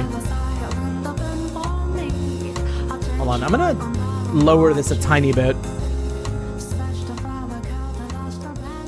I feel like I had this at -14 in previous streams. The next morning, Jacopo stood alone in the den by the billiards table. He appeared to be rather agitated. His face was twisted into a frown, his pointer finger tapping restlessly against the hard surface of the table. Evidently no longer able to stay in one place, he paced a circle around the table, then swiped up a rack and a cue, setting up a game of 9-ball. I am not intimately familiar with the ways by which men entertain themselves, but in truth I was bewitched by the sight of him leaning over the table. It almost seemed as though a steel rod ran straight from his shoulder to the tip of the outstretched finger, upon which the cue was secured by another finger looped over it. With a smooth flowing motion, he thrust the cue forward slightly, pulling it back and repeating the process once more. I miss playing pool. Before ramming it into the cue ball, sending it rolling into the diamond of colored balls. A chorus of clicks and clacks emanated from the center of the room. And meme number 2 done. Damn, we are so on top!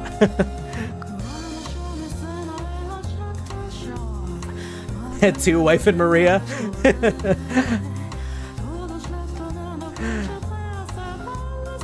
A few landing in the pocket situated around the edge of the table.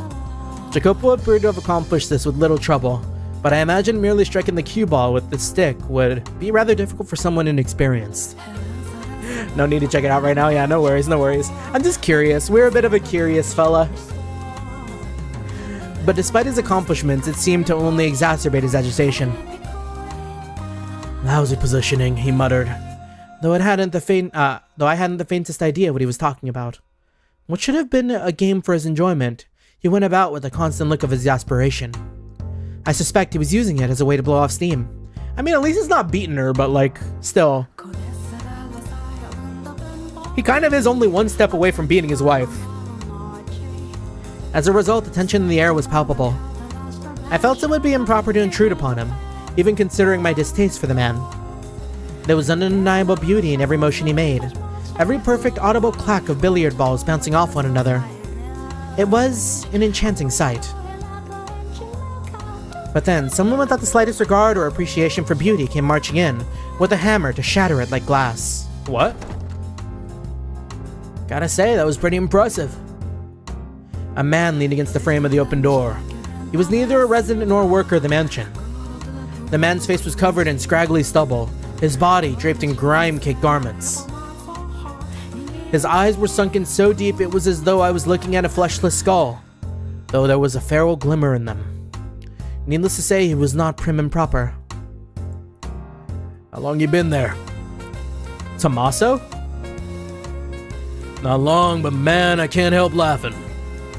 You were completely in your own world there. What do you want? Why didn't you send a maid for me? Don't be such a hard ass. We ain't strangers, man. Why should family have to go through the maids to see ya? That just ain't right, brother. Oh, it's another Italian. With a name like Tommaso, right? Am I profiling? I'm totally profiling. Are they related? That's like his brother?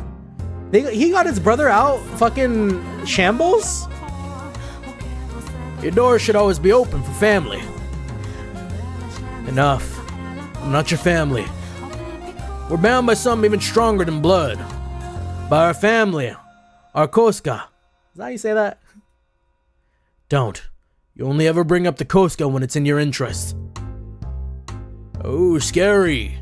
Come on now, what happened to you, little Jack? Where'd the little boy who used to call me Uncle Tommy go? Don't you dare use that godforsaken name. Get the hell out of my sight. What in God's name are you doing here? Inadvertently, we were playing Mafia the Old Country. The man hailed from the same country as Jacopo. They had a peculiar relationship. Though they were not blood related, he referred to Jacopo as family. They came from a sunny island in the Mediterranean, a place of many unique customs, and an entirely underground society. Koska was a word that originated from and referred to those underworld families.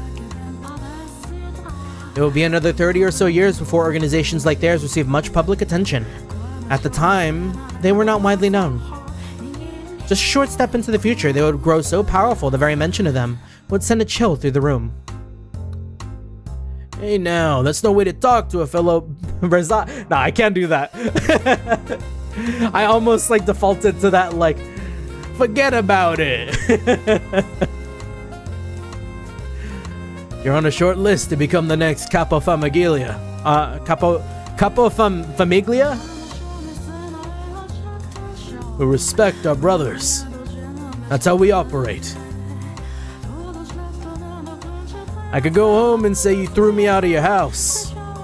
How do you like those rumors spread? Soon-to-be Campo Famiglia wouldn't even listen to a little request. I very much doubt anything you said, and you could damage my reputation. Wait, I very much doubt anything you said could damage my reputation. I ain't been exiled yet, and so long as I'm still one of them, they won't ignore me. Oh, that's some mighty fine-looking whiskey you got there. Don't mind if I do. Nothing here is for you to drink. Booze is my lifeblood, man.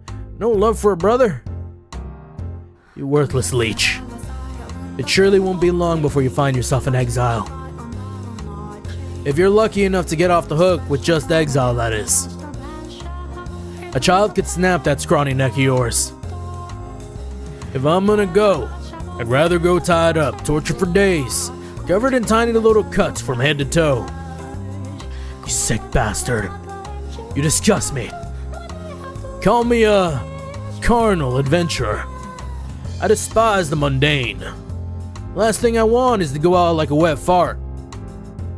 Is this what you came for? To waste my time with your insipid nonsense? Oh, hardly. Surely you have an idea what I'm here for. And how much I need. Or how much I need. You damn maggot. A worthless leech, a sick bastard, and a damn maggot. What other names you got up your sleeve for me? You son of a... You honestly think this is how you ask for a favor? Oops, excuse me. I beg of thee, O esteemed future Capo Famiglia.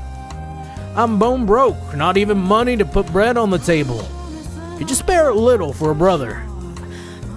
You brought this on yourself, I'm sure. I hear more than enough stories about you, and hardly any of them are pleasant. Drinking, gambling, debauchery. I'm humiliated to be in the same Koska as you. You wanna make money playing, you gotta learn the game first. Says the worm who played himself into oblivion.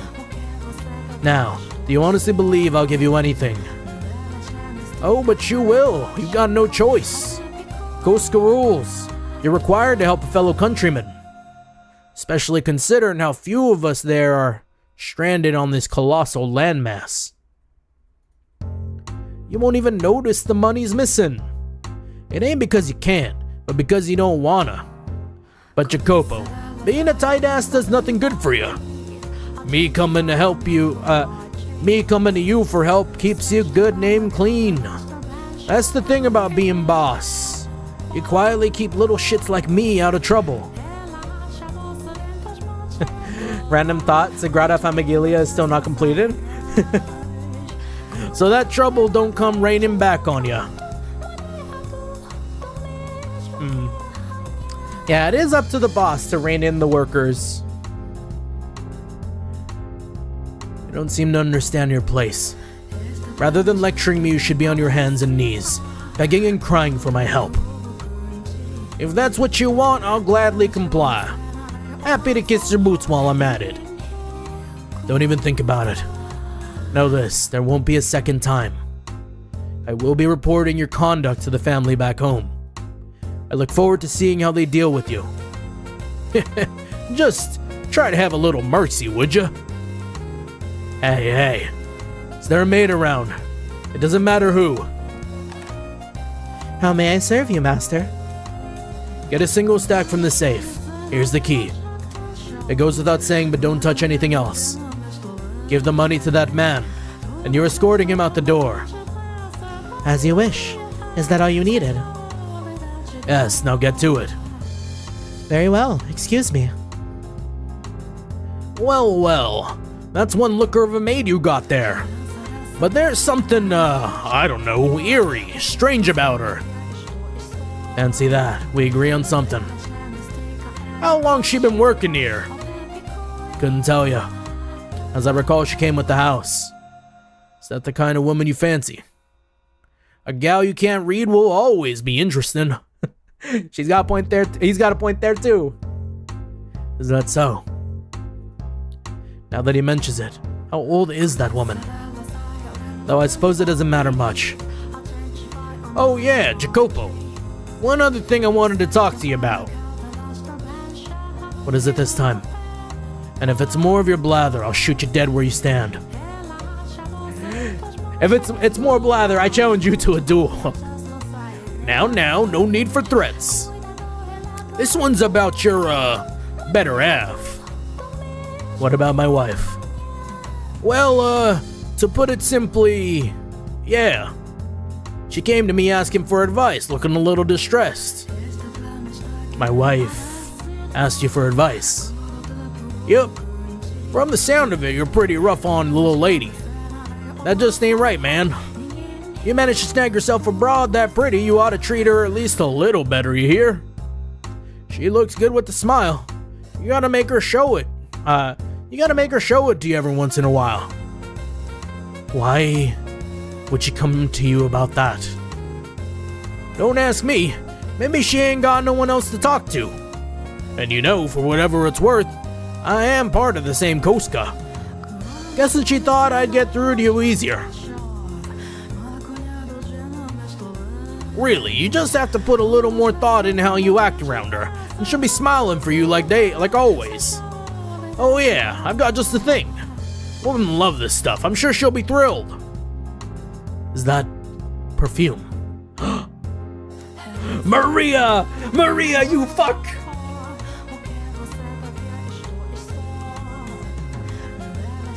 Haven't you heard? Everyone's talking about it. I'm a big fan of this stuff too. Smells great. Pretty girl smiling at you wearing something like this. Any man would be loving in an instant. You never given her nothing fashionable before, have you? May look like you just scented water, but you can't let that fool you. Go on, give it to her. You like a nice smelling lady too, don't you? A little bit of scent can give you a different flavor to your nighttime excitement. Oh, no. Oh, Tommaso is so dead. There has never been a man more dead. Vanilla. Well, I said my piece, so I'll be taking my leave. Don't want to keep your maid waiting too long and get on her bad side. Hold on, Tommaso. Why would she make it last? That's all the advice your Uncle Tommy has for you. Ciao. Wait, Tommaso.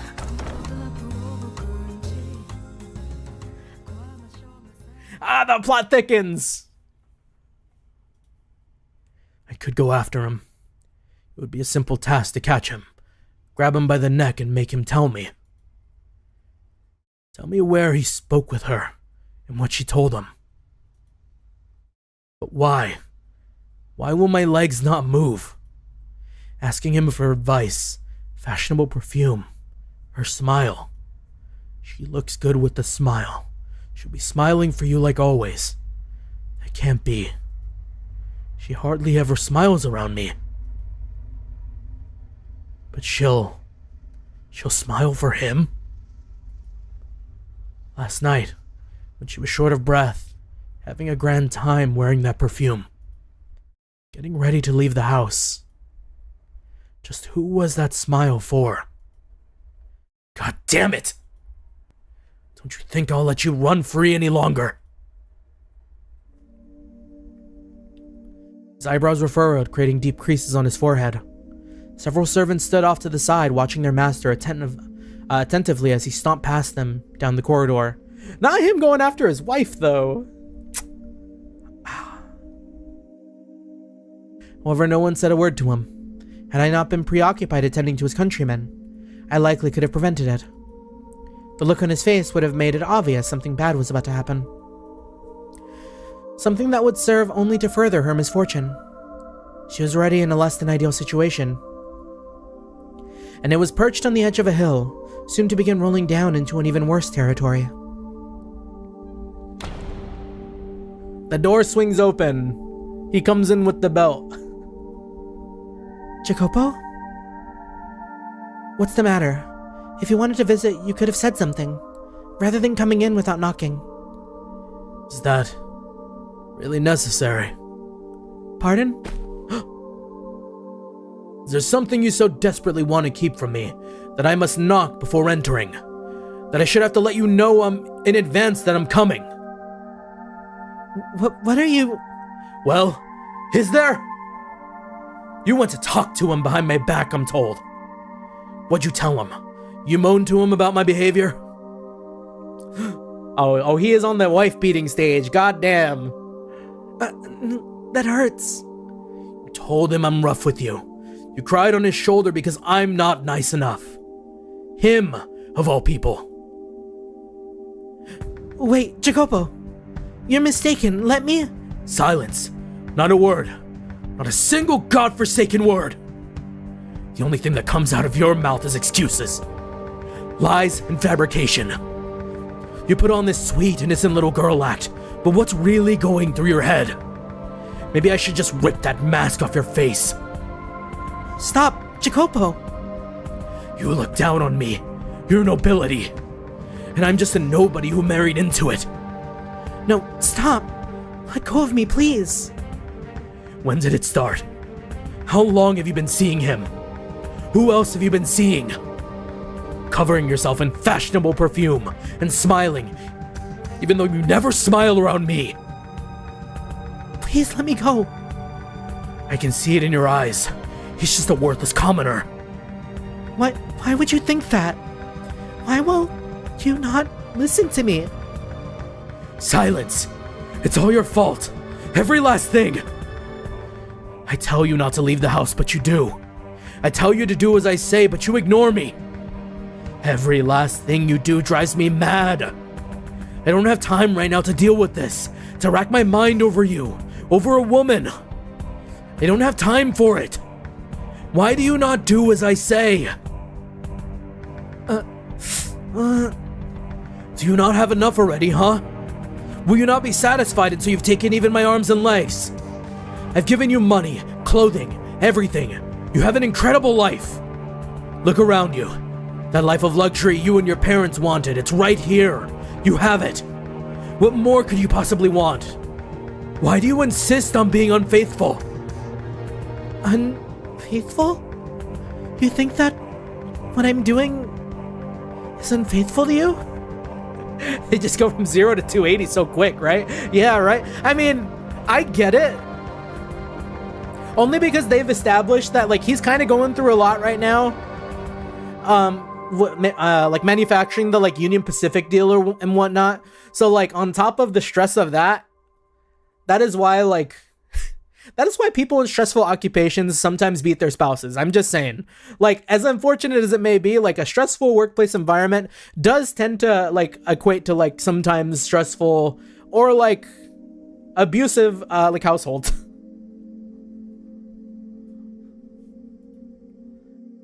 How else should I describe it? You leave your room despite my ordering you not to. Don't think I don't know. When you came to the den the other day, you had your eyes on the other men. No, I didn't. I had no such inclination. Enough. Not another word from you. I have no interest in your excuses. If that's how you're gonna act, then say goodbye to your freedom. You're forbidden from leaving the mansion, or your room for that matter, or even speaking to the servants. Oh, I know what I'll do. I'll make you a new room. Too many people come in and out of this one. It'll be somewhere quieter, out of the way. You like the garden, how about I put you in there? If you leave that room without my permission, this time, I'll kill you. Why? Why will you not listen to me? Jacopo, the master of the house, likely loved the white-haired lady, or the white-haired girl. That is what I saw in their exchange. Normally, love is supposed to be a sweet, warm, wonderful emotion. It makes you care for, value that person even more than yourself. But it was the exact opposite for him. I never knew that love could be such a painful thing. How did his love end up so twisted? What did he expect to happen by confining and abusing the woman he loved? Perhaps he was conscious of that. To be human is to sometimes find oneself driven by uncontrollable internal impulses. A few days later, Jacopo dragged the white-haired girl from her chambers and led her outside. The garden she had once loved was now a thing of the past. It had become a dreary space, nary a rose in sight, and being taken there did nothing to improve her mood, only sadden her further. The cold gray piles of metal freckling the barren earth seemed to mock her. Her husband led her, the lady of the house, to a shed that had been repurposed into a Spartan living area. She begged and pleaded, but Jacopo would not have it. He shoved her into a sad little shack and locked the door.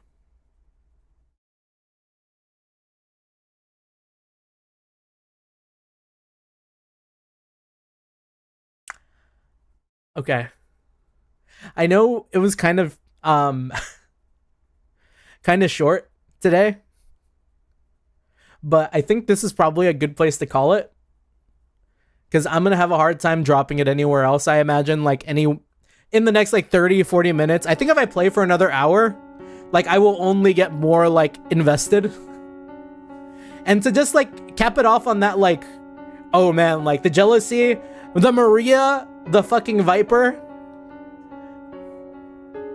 all of that leaving this girl like someplace rough is probably like a good place to run it back. Maybe see like if things get better. But yeah, I believe that's gonna do it for me tonight. I'm going to put up a schedule. I'm actually probably gonna work on it right now, because I'm likely gonna try to do a Monday, Tuesday, Wednesday, and then maybe a Friday if I can swing it. Monday, Tuesday, Wednesday, Friday, because I am going to be busy on Saturday, Sunday, and my Thursdays are usually kind of like I'm like scheduled for like anime stuff on Thursdays too, so there's that as well. So expect that. But yeah, GG's for everyone who stopped by, for everyone who stuck around. Thank you so much. Always appreciate the company. Make sure to like and subscribe, as that does help out immensely. And until next time, GG's. Thank you. Peace.